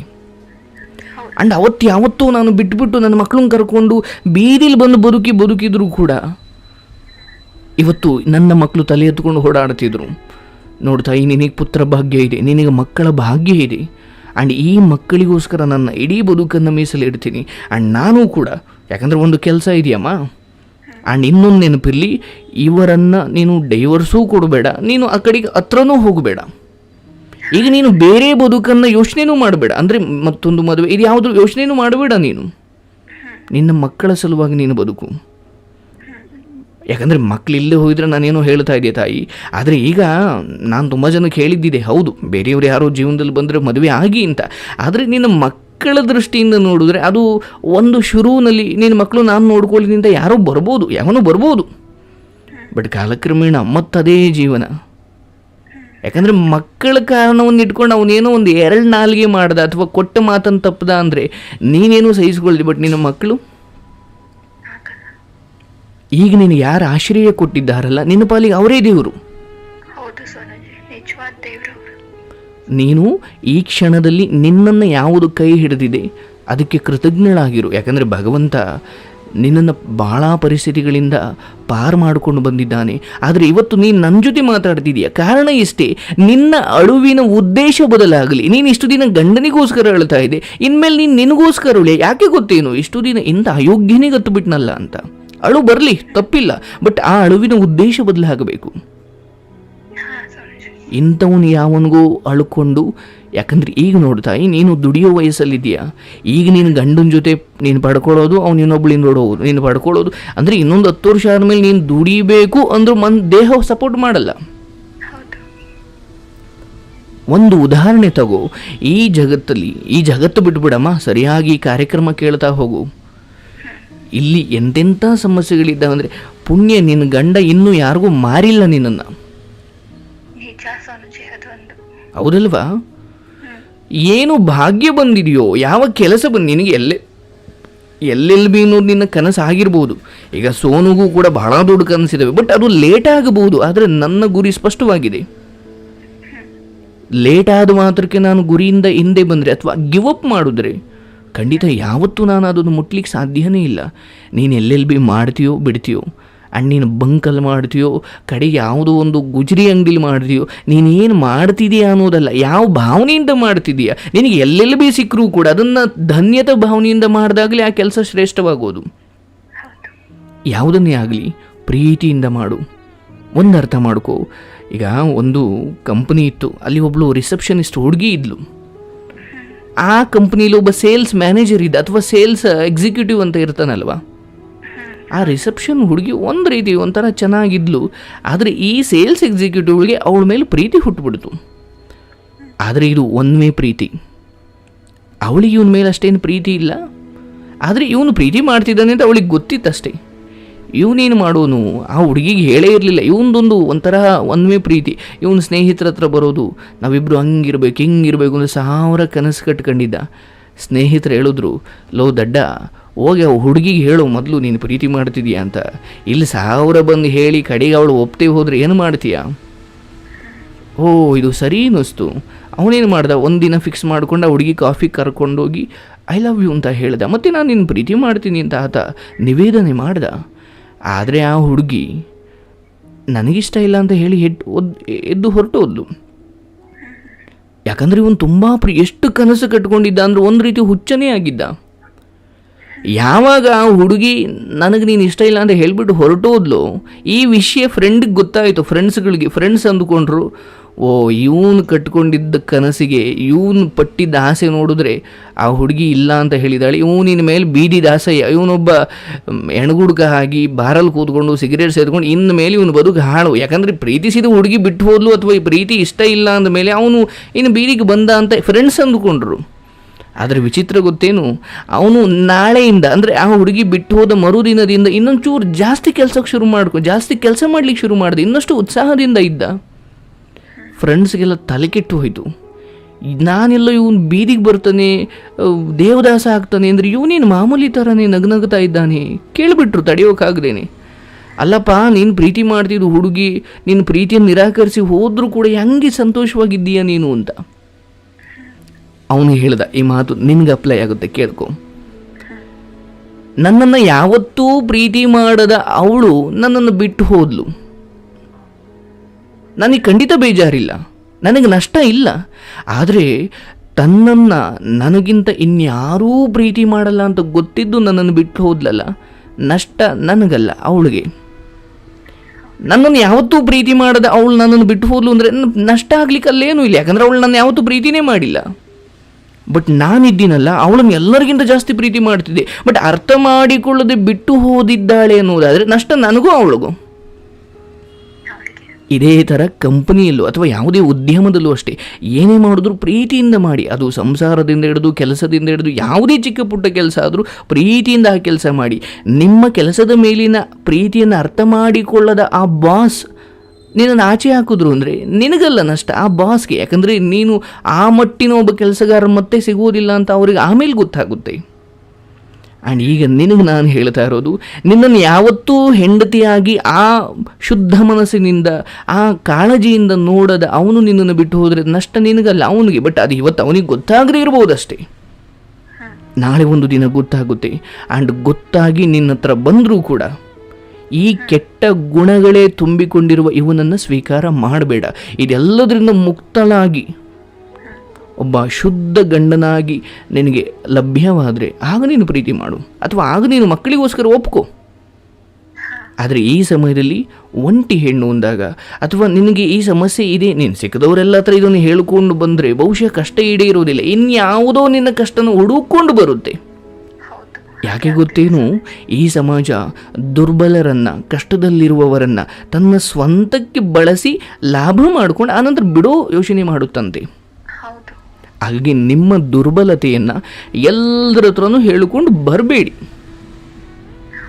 ನಿರ್ಧಾರ ಮಾಡು, ನಷ್ಟ ನಿನಗಾಗಿಲ್ಲ, ನೀನೇನೂ ಕಳ್ಕೊಂಡಿಲ್ಲ. ಕೆಟ್ಟದ್ದನ್ನು ನಿನ್ನ ಕೈಯಲ್ಲಿ ಅಥವಾ ನಿನ್ನ ಕಾಲಲ್ಲಿ ಒಂದು ಗಾಯ ಆಗಿದೆ, ಆ ಗಾಯ ಮುಂದೊಂದು ದಿವಸ ದೊಡ್ಡದಾಗಿ ಇಡೀ ನಿನ್ನನ್ನೇ ಕೊಂದಾಗ್ತಿತ್ತು, ಕ್ಯಾನ್ಸರ್ ಬರ್ತಿತ್ತು. ಬಟ್ ಅದೃಷ್ಟವಶಾತ್ ಆ ಗಾಯ ವಾಸಿಯಾದರೆ ನೀನು ನಗಬೇಕು, ಅಳಬೇಕು. ಇವತ್ತು ನಿನ್ನ ಬದುಕಲ್ಲಿ ಒಂದು ಗಾಯ ಒಂದು ಸ್ವಲ್ಪ ದೂರ ಹೋಗಿದೆ, ಪುಣ್ಯ, ಖುಷಿಪಡು ನೀನು. ಯಾಕಂದರೆ ಇನ್ನೊಬ್ಬಳಿಗೋಸ್ಕರ ಅವನು ನಿನ್ನನ್ನು ಏನು ಮಾಡಲಿಕ್ಕೂ ಹೆಸ್ದವನಲ್ಲ. ಆ್ಯಂಡ್ ಒಂದು ನೆನಪಿಡ್ಕೊ, ಯಾರ್ದು ಈಗ ರೌಡಿಗಳಾಗಿರ್ಬೋದು, ದೊಡ್ಡವರೇ ಆಗಿರ್ಬೋದು, ಹಿರಿಯರಾಗಿ, ನೀನು ಇವ್ರನ್ನ ಕರ್ಕೊಂಡು ಬಂದು ಒಂದು ಮಾಡಿಸ್ಕೊಳ್ತಿದೀಯಾ ಅಂದರೆ ಅದರ ಅರ್ಥ ಬಂಧಾನವಾಗಿ ಏನು ಪಡ್ಕೊಳ್ತಾ ಇದೆಯಾ ಅಂತ, ಹೌದಲ್ವಾ? ಹಾಗೆ ಬಂಧಾನವಾಗಿ ಪಡೆದುಕೊಂಡ ಯಾವುದೇ ಆಗಲಿ, ಅದು ವಸ್ತು ಅಥವಾ ವ್ಯಕ್ತಿ, ಖಂಡಿತ ನಮ್ಮ ಜೊತೆ ಇರೋದಿಲ್ಲ. ಮತ್ತು ಇದ್ದರೂ ಕೂಡ ಅದು ರುಚಿ ಕೊಡೋದಿಲ್ಲ, ಹೌದಲ್ವಾ? ಆ್ಯಂಡ್ ಇನ್ನು ಮುಂದೆ ನಾನು ನನ್ನ ಕಣ್ಣೀರಿನ ಉದ್ದೇಶವನ್ನು ಬದಲಾಯಿಸ್ಕೊಳ್ತೀನಿ. ಈಗ ನನಗೇನು ಕೆಲಸ ಸಿಕ್ಕಿದೆಯೋ ಪುಣ್ಯ, ನನಗೆ ಅನ್ನ ಕೊಡ್ತಾ ಇದೆ. ಅದು ಯಾವ ಫ್ರೆಂಡು ನೀನು ಹೊಗಳಬೇಕಾಗಿಲ್ಲ, ಯಾರೋ ಹೊರಗಿನವ್ರು ನಿನ್ನ ಬಗ್ಗೆ ಅಯ್ಯೋ ಗಂಡನ ಬಿಟ್ಟು ಬಂದಿದ್ದಾಳೆ, ನಿನ್ನ ಗಂಡ 1000 ಜನಕ್ಕೆ 1000 ಹೇಳ್ಕೊಂಡು ಬರಲಿ, ನಿನಗೆ ಗರ್ಭಗುಡಿಯಲ್ಲಿರೋ ದೇವರೇ ಹೂ ಕೊಟ್ಟಿದ್ದಾನೆ ಅಂದಮೇಲೆ ನೀನು ಪೂಜಾರಿ ನಿನ್ನ ಬಗ್ಗೆ ಏನೋ ಮಾತಾಡ್ಕೊಂಡು ಅಂತ ತಲೆ ಕೆಡಿಸ್ಕೊಳ್ಬೇಡ. ಆತ ನಿನಗೆ ಆಶ್ರಯ ಕೊಟ್ಟಿದ್ದಾನೆ, ಒಂದು ಕೆಲಸ ಕೊಟ್ಟಿದ್ದಾನೆ. ಗರ್ಭಗುಡಿಯಲ್ಲಿರೋ ದೇವರು ಮೆಚ್ಚಿದ್ರೆ ಸಾಕು, ಹೌದಲ್ವಾ? ಪೂಜಾರಿ ಏನು ಮೆಚ್ಚಿಲ್ಲ ಅಂದ್ರೂ ತೊಂದರೆ ಇಲ್ಲ.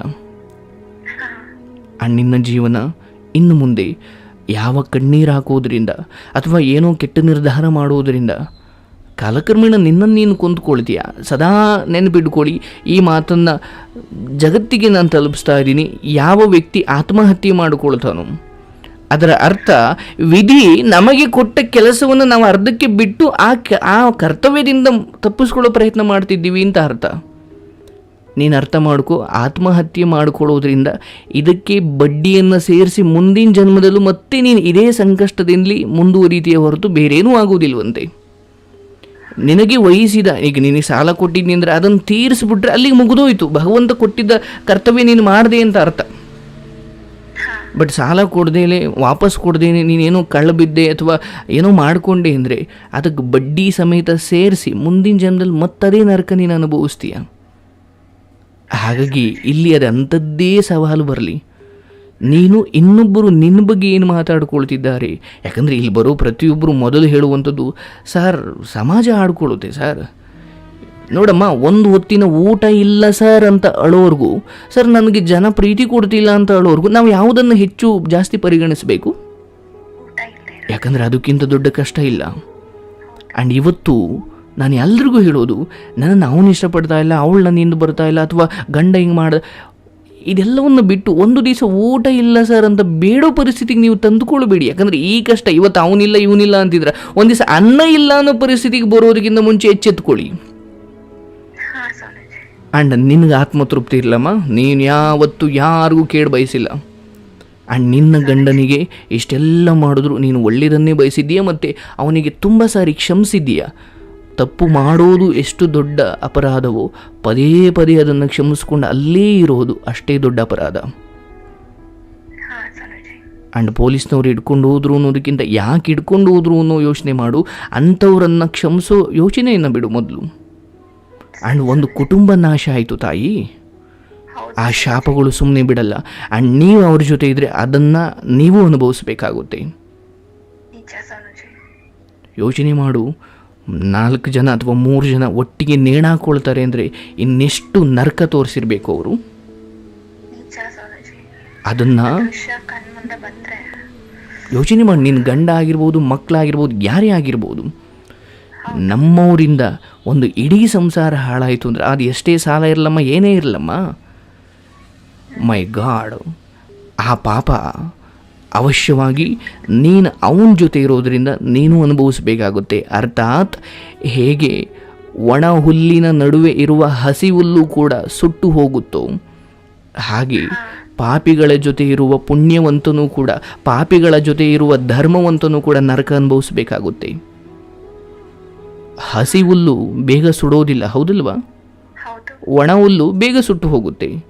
ಆದರೆ ತುಂಬ ಒಣ ಹುಲ್ಲಿನ ನಡುವೆ ಇರೋ ಹಸಿ ಹುಲ್ಲು ಕೂಡ ಬೆಂಕಿ ಹತ್ತುಕೊಂಡ್ರೆ ಆ ದೊಡ್ಡ ವಿಚಾರಕ್ಕೆ, ಅಥವಾ ಒಣ ಹುಲ್ಲಿನ ನಡುವೆ ಇರೋ ಕಾರಣಕ್ಕೆ ಹಸಿ ಹುಲ್ಲು ಕೂಡ ಸುಟ್ಟು ಹೋಗಲೇಬೇಕು. ಇದು ಸಹವಾಸ ದೋಷದ ಬಹಳ ದೊಡ್ಡ ಶಕ್ತಿ. ನೀನು ಒಂಟಿ ಇರ್ತೀಯೋ, ನಿನಗೆ ಮಕ್ಕಳಿದ್ದಾರೆ ಆ್ಯಂಡ್ ಅವರನ್ನೇ ಸರ್ವಸ್ವ ಅಂದ್ಕೋ, ನಿನ್ನ ಕೆಲಸವನ್ನೇ ಸರ್ವಸ್ವ ಅಂದ್ಕೋ. ಆ್ಯಂಡ್ ಈ ಜಗತ್ತಲ್ಲಿ ತುಂಬ ಒಳ್ಳೆಯವರು ಇದ್ದಾರಮ್ಮ, ಬಟ್ ನಿನ್ನ ದುರಾದೃಷ್ಟಕ್ಕೆ ಯಾರೋ ಒಂದು ಕೆಟ್ಟವ್ರು ಸಿಕ್ಕಿದ ತಕ್ಷಣ ಇಡೀ ಜಗತ್ತು ಹೀಗೆ ಇದೆ ಅಂತ ಭಾವಿಸಬೇಡ. ನೀನು ಈ ಮುಂಚೆ ಕೆಲಸ ಕೊಟ್ಟಿದ್ದವರಾಗಲಿ ಅಥವಾ ಈಗ ಕೆಲಸ ಕೊಟ್ಟಿರೋರಾಗಲಿ, ಮತ್ತು ನಿನ್ನ ಕಷ್ಟಕಾಲದಲ್ಲಿ ನಿನ್ನ ನೆರವಿಗೆ ಬಂದ ಸ್ನೇಹಿತರಾಗಲಿ, ನಿನ್ನ ಈ ಜೀವನದಲ್ಲಿ ನೀನು ಅವರಿಗೆ ಕೃತಜ್ಞರಾಗಿರು. ಇಂಥವರೇ ಖಂಡಿತ ನಿನಗೆ ಸಿಗ್ತಾರೆ. ಯಾವಾಗ ಸಿಗ್ತಾರೆ? ಈ ಗಂಡ ಅನ್ನೋ ಭಾವನೆಯನ್ನು ಬಿಟ್ಟು ಅವನ ಕೆಟ್ಟತನವನ್ನು ಮಾತ್ರ ನೋಡು.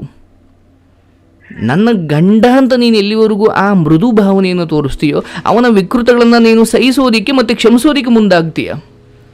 ಯಾವಾಗ ನೀನು ಕ್ಷಮಿಸ್ತೀಯೋ ಅವರಿಗೆ ಅದೊಂಥರ ಪ್ರೋತ್ಸಾಹ. ಇದೇ ಕೊನೆ. ನಿನ್ನ ಮನೆಯಲ್ಲಿರೋ, ನಿನ್ನ ತವರು ಮನೆಯಲ್ಲಿ ನಿನಗೆ ಯಾರೂ ಸಪೋರ್ಟ್ ಮಾಡದೆ ಹೋದರು, ನಿನ್ನ ಗಂಡನ ಮನೆಯವರು ಯಾರೂ ನೀನು ನೋಡಲಿಕ್ಕೆ ಬರದೇ ಹೋದರು, ಈ ನೋಡಮ್ಮ ಒಂದು 50-60 ವರ್ಷ ಬದುಕಿ ಹೋಗೋ ಈ ಜೀವಕ್ಕೆ ಯಾಕೆ ಇಷ್ಟೊಂದು ಒಡೆದಾಟ? ನಿನ್ನ ಆತ್ಮವನ್ನು ನೀನು ಪ್ರಶ್ನೆ ಮಾಡ್ಕೊ. ನೀನು ಯಾರು? ಆ್ಯಂಡ್ ನಿನ್ನ ಕನಸುಗಳೇನು, ಆ್ಯಂಡ್ ಎಲ್ಲರೂ ಬಿಟ್ಟು ಹೋದರೂ ಬದುಕುವಷ್ಟು ಶಕ್ತಿ ನಿನಗಿದೆ. ಆದರೆ ನಿನಗದು ಯಾಕೆ ನೆನಪಾಗೋದಿಲ್ಲ? ಮತ್ತು ಗಂಡ ತಾಳಿ ಕಟ್ಟಿಸ್ಕೊಂಡೆ ಏನು ಮಾಡಿದ್ರು ತುಳಿಸ್ಕೊಂಡು ಒದಿಸ್ಕೊಂಡು ಬೈಸ್ಕೊಂಡು ಅಲ್ಲೇ ಇರಬೇಕು ಅನ್ನೋ ಈ ಭಾವನೆಯನ್ನು ಎಲ್ಲ ಹೆಣ್ಣುಮಕ್ಕಳು ಮೊದಲು ಬಿಡಿ. ಅವನು ಗಂಡನಾಗಿದ್ದಾಗ ನಾನು ಹೆಂಡತಿ ಆಗಿರ್ತೀನಿ, ಅವನು ಕೆಟ್ಟ ದಾರಿಯಲ್ಲಿ ನಡ್ಕೊಂಡು ಹೋಗ್ತಾ ಇದ್ದಾಗ ನಾನು ಸ್ವಲ್ಪ ಆ ಹೆಂಡತಿ ಜಾಗಕ್ಕೆ ರಾಜೀನಾಮೆ ಕೊಡಬೇಕು. ಯಾವಾಗ ನೀವು ಹಂಗೆ ಮಾಡ್ತಿರೋ ಆವಾಗ ನಿಜವಾದ ಸತ್ಯಗಳು ಆಚೆ ಬರ್ತವೆ. ಬಟ್ ಎಲ್ಲಿವರೆಗೂ ನೀವು ಹೆಂಡತಿಯಾಗಿ ಉಳಿತಿರೋ ಅಲ್ಲಿವರೆಗೂ ಅವರವರ ವಿಕೃತಗಳು ಮುಂದುವರಿತವೆ. ಯಾಕಂದರೆ ನೀವು ಹೆಂಡತಿಯಲ್ಲಿ ಜಾಗದಲ್ಲಿ ಇದ್ದೀರಾ ಅಂದರೆ ನೀವು ಒಪ್ಪಿಗೆ ಕೊಟ್ಟಿದ್ದೀರಾ ಅಂತ ಅವ್ರು ಅರ್ಥ ಮಾಡ್ಕೊಳ್ತಾರೆ. ನಿಮ್ಮ ಮೌನ ಕೂಡ, ನಿಮ್ಮ ಕ್ಷಮೆ ಕೂಡ, ಓಹ್ ನನ್ನ ಹೆಂಡತಿ ಒಪ್ಕೊಂಡಿದ್ದಾಳೆ ಅಂತಲೇ ಅವ್ರು ಅರ್ಥ ಮಾಡ್ಕೊಳ್ಳೋದು. ಯಾಕಂದರೆ ಅವ್ರಿಗೆ ಅದೇ ಬೇಕಿತ್ತು. ಆ್ಯಂಡ್ ನಿನ್ನಂತೆ ಇರೋ ಎಲ್ಲ ಹೆಣ್ಣುಮಕ್ಕಳಿಗೂ ನೀನು ಸ್ಫೂರ್ತಿ ಆಗಬೇಕು. 2 ಮಕ್ಕಳನ್ನು ಕಟ್ಕೊಂಡು ನಾನು ಬದುಕಿ ತೋರಿಸ್ದೆ. ಅಲ್ಲಿ ಪೆಟ್ರೋಲ್ ಬಂಕಲ್ಲಿ ಮಾಡ್ತೀಯೋ, ಎಲ್ಲೋ ಟೈಲರಿಂಗ್ ಮಾಡ್ತೀಯೋ, ಎಲ್ಲೋ ಗಾರ್ಮೆಂಟ್ಸಲ್ಲಿ ಮಾಡ್ತೀಯೋ, ನಾನು ಹೇಳಿದ್ನಲ್ಲ ಯಾವ ಕೆಲಸ ಮಾಡ್ತಿದ್ದೀವಿ ಅನ್ನೋದಕ್ಕಿಂತ ಯಾವ ಉದ್ದೇಶದಿಂದ ಮಾಡ್ತಿದ್ದೀವಿ. ಭಿಕ್ಷುಕನು 3 ಹೊತ್ತು ಬೇಡೋದು ಅವನು ಹೊಟ್ಟೆಗೆ ಅನ್ನ ತಿನ್ನೋಕೆ, ಒಬ್ಬ ಶ್ರೀಮಂತ ಇನ್ನೊಬ್ಬರು ಮನೆ ಅಥವಾ ಯಾರೋ ಒಬ್ಬ ಕೊಲೆಗಡಕ ಇನ್ನೊಬ್ಬರು ಮನೆ ಹಾಳು ಮಾಡೋದು ಅವನು ಹೊಟ್ಟೆ ತುಂಬಿಸ್ಕೊಳ್ಬೇಕು ಅಂತಲೇ. ಉದ್ದೇಶಗಳು ಒಂದೇ ಇದ್ರೂ ಕೂಡ ಮಾಡೋ ಕೆಲಸಗಳು ಒಂಥರ ವಿಚಿತ್ರ. ನನಗೆ ಕೆಟ್ಟ ಕಾಲ ಬಂದಿದೆ ಅಂದ್ಕೊಂಡು ಕೆಟ್ಟ ದಾರಿ ಹಿಡಿದ್ರೆ ಒಳ್ಳೆ ಕಾಲ ಬಂದ ಮೇಲೆ ಒಳ್ಳೆಯದು ಖಂಡಿತ ಆಗೋದಿಲ್ವಂತೆ. ಕೆಟ್ಟ ಕಾಲ ಬಂದಾಗಲೂ ಒಳ್ಳೆ ಥರ ಇರೋದೇ ನಿಜವಾದ ಪರೀಕ್ಷೆ. ನಿನಗೆ ಗೊತ್ತಿರೋ ಪ್ರಶ್ನೆಗಳನ್ನೇ ಮೇಷ್ಟ್ರು ಪರೀಕ್ಷೆಗಿಂತ ಮುಂಚೆ ನಿನಗೆಲ್ಲ ತೋರಿಸ್ಬಿಟ್ಟು ಆಮೇಲೆ ಎಕ್ಸಾಮ್ ಆಗಿಬಿಟ್ರೆ ಅದು ಥ್ರಿಲ್ ಇರೋದಿಲ್ಲ, ಅಥವಾ ಅದು ಪರೀಕ್ಷೆ ಅಂತ ಕರೆಸ್ಕೊಳ್ಳೋದಿಲ್ಲ. ಆ್ಯಂಡ್ ಈಗ ನಿರ್ಧಾರ ಮಾಡು, ನಾನು ಯಾವುದು ಕಳೆದ ಇದ್ದೀನಿ ಆ್ಯಂಡ್ ಯಾವುದೋ ಒಂದನ್ನು ಬದಲಾಯಿಸೋದಕ್ಕೆ ಸಾಧ್ಯನೇ ಇಲ್ಲ ಅಂದಮೇಲೆ ಅದನ್ನು ಬದಲಾಯಿಸ್ತಿದ್ದೀ ಅಂತ ಕೂತ್ಕೊಳ್ತಿದ್ದೀರಾ ಅಂದರೆ ನಿಮ್ಮಷ್ಟು ಮೂರ್ಖರು ಇನ್ನೊಬ್ಬರಿಲ್ಲ. ಈ ಕ್ಷಣ ಕಣ್ಣೀರು ಒರೆಸ್ಕೊಂಡು ನಿರ್ಧಾರ ಮಾಡು, ನನ್ನ ಕೆಲಸವೇ ನನಗೆ ದೇವರು, ನನ್ನ ತವರು ಮನೆಯವರು ನನ್ನ ನೆರವಾಗಿದ್ದಾರೆ, ಅವ್ರಿಗೋಸ್ಕರ ನಾನು ಬದುಕ್ತೀನಿ, ನನ್ನ ಮಕ್ಕಳಿಗೋಸ್ಕರ ನಾನು ಬದುಕ್ತೀನಿ. ಅತ್ತೆ ಮಾವ ಗಂಡ ಹೆಚ್ಚು ಕಮ್ಮಿ ಎಲ್ಲ ಒಂದೇ ಪಕ್ಷ. ಯಾಕಂದರೆ ತಿದ್ದಿ ಹೇಳಬೇಕಾಗಿರೋರು ಈಗಲ್ಲ, ಬಾಲ್ಯದಿಂದಲೂ ಅಂಥದ್ದೇನೋ ಒಂದು ಕಲಿಸ್ಬೇಕಿತ್ತಲ್ಲಿ. ಬಟ್ ನಿಮಗೆ ನಾವಿಲ್ಲಿ ಯಾರನ್ನು ದೂರೋದು ಬೇಡ. ನನ್ಗೊಂದು ಕ್ವಶನ್ ಅಲ್ಲ ಸಜೆಷನ್ ಕೇಳ್ತೀನಿ, ಬೈಯಕ್ಕೆ ಹೋಗ್ಬಿಡಿ. ಲಾಸ್ಟ್ ಇದು ಹೇಳಮ್ಮ. ಸೋನಜಿ ಅವನಿಷ್ಟೊಂದು ನನ್ನ ಹತ್ರ ಮೃಗದಕ್ಕಿಂತನೂ ಜಾಸ್ತಿನೇ ವರ್ತನೆ ಮಾಡಿದ್ದಾನೆ, ಆದರೂ ನನ್ನ ಗಂಡ ಅನ್ನೋದು ನನ್ನ ಮನಸ್ಸಿಂದ ಹೋಗ್ತಾನೆ ಇಲ್ಲ. ಇವಾಗ ನೀವು ಇಷ್ಟು ಹೇಳಿದ್ರು ನನ್ನ ಗಂಡ ಅಲ್ಲ ಅಂತ ಬರುತ್ತೆ. ಯಾಕೆ ಸೋನುಜಿ? ನಮ್ಮ ದೇಶದ ಹೆಣ್ಮಕ್ಳು ಮನಸ್ಥಿತಿನ ಸೋನುಜಿ ಇದು, ಅಥವಾ ನಾನೇ ಈ ಥರ ಇದ್ದೀನ ಸೋನುಜಿ? ನಿಮ್ಮ ಮನೇಲಿ ಸೈಕಲ್ ಇದೆಯಾ? ನಿಂಗೆ ಸೈಕಲ್ ಓಡಿಸೋಕೆ ಬರುತ್ತಾ? ಹಾಂ, ಬರುತ್ತೆ ಸೋನುಜಿ. ಮೊದಲ 7-8 ವರ್ಷ ಒಬ್ಬ ವ್ಯಕ್ತಿ ಒಂದು ಸೈಕಲನ್ನೇ ಓಡಿಸಿದ್ದಾನೆ ಎಂದಾಗ, ಅಥವಾ ಸೈಕಲ್ ಕಲ್ತಿದ್ದಾನೆ, ಮತ್ತು ಈಗ ಅವನ ಮನೆಗೆ ಹೊಸ ಬೈಕ್ ತಂದಿದ್ದಾನೆ, ಗೇರ್ ಗಾಡಿ, ಬಟ್ ಅವನಿಗೆ ಓಡಿಸ್ಲಿಕ್ಕೆ ಬರೋದಿಲ್ಲ.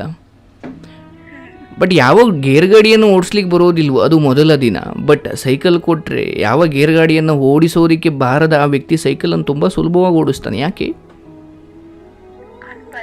ಯಾಕಂದರೆ ಅವನು ಬಹಳ ದಿನದಿಂದ ಅದ್ರ ಜೊತೆ ಅಂಡ್ಕೊಂಡಿದ್ದಾನೆ. ಈ ಬೈಕ್ ಕೂಡ ಒಂದು ದಿವಸ ಖಂಡಿತ ಈಸಿ ಆಗುತ್ತೆ, ಬಟ್ ಮೊದಲ ಸಾರಿ ಇದೆಯಲ್ಲ ಅದಷ್ಟು ಸುಲಭ ಅಲ್ಲ. ಯಾಕಂದರೆ ಅದು ಮುಖಾಮುಖಿ ಆಗಿರೋದೇ ಮೊದಲು. ಅಂದರೆ ನಮ್ಮ ಜೀವನದಲ್ಲಿ ಯಾವುದಕ್ಕೆ ನಾವು ಹೆಚ್ಚು ಸಮಯವನ್ನು ಕೊಟ್ಟಿದ್ದೋ ಮತ್ತು ಯಾವ ಭಾವನೆಯಿಂದ ಕೊಟ್ಟಿದ್ದೋ, ನೀನು ಬದಲಾವಣೆಗೆ ಹಪಹಪಿಸ್ತಿರೋದು ಈ ಕಳೆದ 1-2 ವರ್ಷದಿಂದ. ಬಟ್ ಕಳೆದ 14 ವರ್ಷದಿಂದ ಇದನ್ನೇ ಸತ್ಯ ಅಂದ್ಕೊಂಡು ಬದುಕಿದ್ದವಳು ನೀನು. ಅಂದರೆ ಒಂದು ಚಿಕ್ಕ ಬದಲಾವಣೆಯನ್ನು ಅಥವಾ 14 ವರ್ಷ ಇದನ್ನೇ ಸತ್ಯ ಅಂದ್ಕೊಂಡು ಬದುಕಿದ್ದವಳು ನಾನು ಒಂದು ದಿವಸಕ್ಕೆ ಬದಲಾಗ್ಬಿಡ್ಬೇಕು ಅಂದ್ರೆ ಮನಸ್ಸಿದೆಯಲ್ಲ ಅದು ಅಷ್ಟು ಸುಲಭವಾಗಿ ಬಾಗೋದಿಲ್ಲ. ಇದು ಮನಸ್ಸಿಗಿರೋ ಶಕ್ತಿನೂ ಹೌದು, ಮನಸ್ಸಿಗಿರೋ ದುರ್ಬಲತೆಯೂ ಹೌದು. ಅಂದರೆ ಯಾವುದೇ ಆಗಲಿ ರೂಢಿ ಆಗಬೇಕು. ಆ್ಯಂಡ್ ಒಬ್ಬ ವಿದ್ಯಾರ್ಥಿ ಎಕ್ಸಾಮಲ್ಲಿ ಡಿಸ್ಟಿಂಕ್ಷನ್ ಬಂದ ಅಥವಾ ಇಡೀ ರಾಜ್ಯಕ್ಕೆ ಫಸ್ಟ್ ಬಂದ್ರ ಅಂದರೆ ಅದು ಎಕ್ಸಾಮ್ ದಿನ ನಡೆದ ಪವಾಡ ಅಲ್ಲ, ಅದು ಹಿಂದೆಯಿಂದಲೂ ಆದ ಒಂದು ಅಂಟಿಕೊಳ್ಳುವಿಕೆ, ಅದೊಂದು ಭಾವನೆ ಮತ್ತು ಅದರ ಜೊತೆ ಅವನು ಪ್ರಯಾಣಿಸಿದ ರೀತಿ. ಹೌದಲ್ವಾ? ಅರ್ಥಾತ್ ನೀನು ಇಂದು ಯಾವ ಬದಲಾವಣೆಗೋಸ್ಕರ ಹಪಹಪಿಸ್ತಾ ಇದೆಯೋ ಇದನ್ನೇ ನೀನು ಸಂಕಲ್ಪವಾಗಿಟ್ಕೋ. ಹೌದು, ನನ್ನಿಂದ ಸಾಧ್ಯ ಅಂತ ಇಟ್ಕೋ, ಖಂಡಿತ ಸಾಧ್ಯ. ಬಟ್ ಸಮಸ್ಯೆ ಎಲ್ಲಿದೆ ಅಂದರೆ, ಈ 14 ವರ್ಷ ಆಗಿರೋ ಒಂದು ಸಂಗತಿ 1 ತಿಂಗಳಲ್ಲಿ ಬದಲಾಗಬೇಕು, ಅದು ಹಾಗಾಗೋದಿಲ್ಲ. ಇದು ಯಾವುದೋ ವಸ್ತು ಅಲ್ಲ, ಇದನ್ನು ತೆಗೆದಿಕ್ಕೆ ಅದನ್ನು ಇಡೋಣ ಅನ್ನೋಕ್ಕೆ. ಇದು ಮನಸ್ಸು. ಇಲ್ಲಿ ಅಂಥದ್ದೊಂದು ದೃಢವಾದ ಸಂಕಲ್ಪ ಇಲ್ಲದೆ ಹೋದರೆ ಆತ್ಮಹತ್ಯೆಗಳು ಯಾಕೆ ಆಗ್ತಿದ್ದಾವೆ? ಯಾಕಂದರೆ ಅವ್ರಿಗೆ ಅಂಥದ್ದೊಂದು ದೃಢ ಮನಸ್ಥಿತಿ ಇಲ್ಲ. ಅದನ್ನೇ ಸತ್ಯ ಅಂದ್ಕೊಂಡು ಬಂದವರು ಅವರೆಲ್ಲ.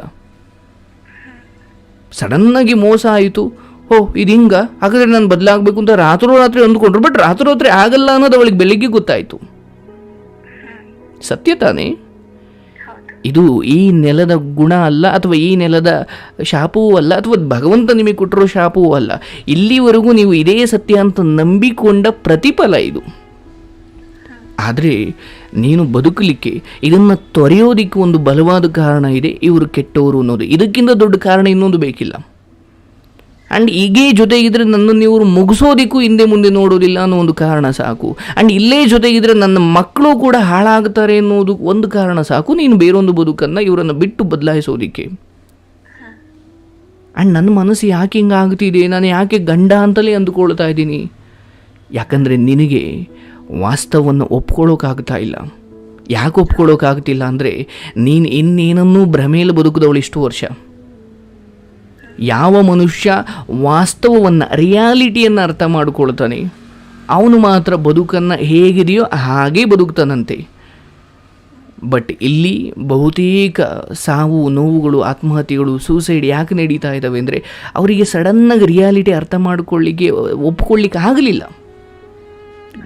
ತಂದೆ ಮನೆಯಲ್ಲಿ ಸುಖವಾಗಿ ಬೆಳೆದು ಬಂದರು, ಬಟ್ ಗಂಡನ ಮನೆಯಲ್ಲಿ ಹಿಂಗೆ ಅಂತ ಗೊತ್ತಾದ ಮೇಲೆ ಅವ್ರಿಗೆ ನಾಳೆ ಏನು ಅಂತ ಗೊತ್ತಾಗ್ದೇನೆ ಸತ್ಬಿಟ್ರು ಅವರು. ಯಾಕಂದರೆ ನಾನು ತವ್ರ ಮನೆಯಲ್ಲಿ ಹೇಗೆ ಸುಖವಾಗಿದ್ದೀನೋ ನಾಳೆನೂ ಹಂಗೇ ಇರುತ್ತೆ ಅನ್ನೋದನ್ನೇ ಅವ್ರಿಗೆ ಯಾರೋ ಕಲಿಸಿದ್ರು, ಅಥವಾ ಅವ್ರಿಗೆ ಸರಿಯಾದ ಮಾರ್ಗದರ್ಶನ ಸಿಗಲಿಲ್ಲ. ನಿನ್ನ ಬದುಕಲ್ಲಾಗಿರೋದು ಅಷ್ಟೇ. ನೀನು ಕ್ಷಮಿಸೋದಷ್ಟೇ ಅಲ್ಲ, ಇದು ಯಾವತ್ತೋ ಸರಿ ಹೋಗುತ್ತೆ, ನಾನು ಚೆನ್ನಾಗಿರ್ತೀನಿ ಅನ್ನೋ ಭ್ರಮೆಯಲ್ಲಿ ಇದೆ. ಈವನ್ ಅಷ್ಟೆಲ್ಲ ವಿಕೃತಗಳು ಕಣ್ಮುಂದಿದ್ರೂ ಕೂಡ. ಹೌದಲ್ವಾ?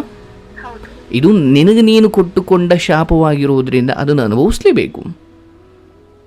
ಒಂದರ್ಥ ಮಾಡ್ಕೋ, ಈ ಕ್ಷಣ ನೀನು ನಿರ್ಧಾರ ಮಾಡಿದ್ರು ಆ ಸತ್ಯಗಳು ನಿನ್ನ ಕಣ್ಮುಂದಿದ್ದಾವೆ.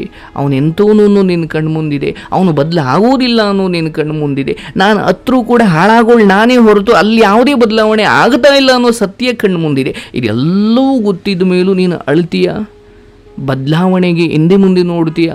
ಆ ಗಂಡ ಅನ್ನೋ ಆ ಬೇಡದ ಸಂಗತಿಯನ್ನು ಸ್ವಲ್ಪ ದಿನ ದೂರ ಇಟ್ಟು ಸ್ವತಂತ್ರ ಬದುಕನ್ನು ಕಟ್ಟಿಕೊಳ್ತೀನಿ ಅನ್ನೋ ಹಠ ಛಲವನ್ನು ತೋರಿಸ್ತೇ ಹೋಗ್ತಾ ಇದೆಯಾ ಅನ್ನೋದಾದರೆ, ಅವಶ್ಯವಾಗಿ ಸತ್ತು ಮಣ್ಣು ಸೇರಿರೋ ಸಾವಿರಾರು ಹೆಣ್ಣು ಮಕ್ಕಳಲ್ಲಿ, ಸಾವಿರಾರು ಜೀವರಾಶಿಗಳಲ್ಲಿ ನೀನು ಒಬ್ಳಾಗ್ತೀಯ, ಬೇರೇನೂ ಇಲ್ಲ.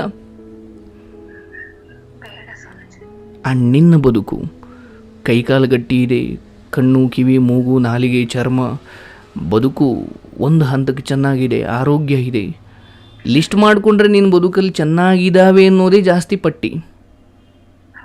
ಏನಿದೆ ಅಂತ ಲಿಸ್ಟ್ ಮಾಡಿದ್ರೆ ಅದೇ ಜಾಸ್ತಿ ಇದೆ, ಏನಿಲ್ಲ ಅಂತ ಲಿಸ್ಟ್ ಮಾಡಿದ್ರೆ ಒಂದು 2-3 ಹೋಗಿರ್ಬೋದು ಅಬ್ಬಬ್ಬ ಅಂದರೆ. ನಿನ್ನ ಆಯಸ್ಸು ವ್ಯರ್ಥ ಆಗ್ತಾ ಇದೆ. ನೆನಪಿಟ್ಕೋ, ನಾನು ನಿನ್ನನ್ನು ಯಾರನ್ನಾದರೂ ದ್ವೇಷ ಮಾಡು ಅಂತ ಹೇಳ್ತಾ ಇಲ್ಲ, ಅಥವಾ ಯಾರಿಗೂ ಸೇಡು ತೀರಿಸ್ಕೊ ಅಂತ ಹೇಳ್ತಾ ಇಲ್ಲ, ಅಥವಾ ಅವರನ್ನು ಬಿಡಬೇಡ ಅಂತ ಹೇಳ್ತಾ ಇಲ್ಲ. ನಾನು ಹೇಳ್ತಾ ಇರೋದು, ಅವ್ರಿವ್ರ ಮೇಲೆ ಬೆರಳು ತೋರಿಸೋದಕ್ಕಿಂತ ನಿನ್ನ ಮೇಲೆ ನೀನು ಬೆರಳು ತೋರಿಸ್ಕೊ. ಯಾಕಂದರೆ ನೀನು ತಿದ್ದಿಕೊಳ್ಳಬೇಕಾದ 1000 ಇದೆ. ಹೌದಲ್ವಾ? ಯಾಕಂದರೆ ನಾನು ನೋಡೋ ದೃಷ್ಟಿಕೋನವನ್ನು ಬದಲಾಯಿಸಿದ್ರೆ ಇಡೀ ಜಗತ್ತು ಸುಂದರವಾಗಿ ಕಾಣುತ್ತಂತೆ.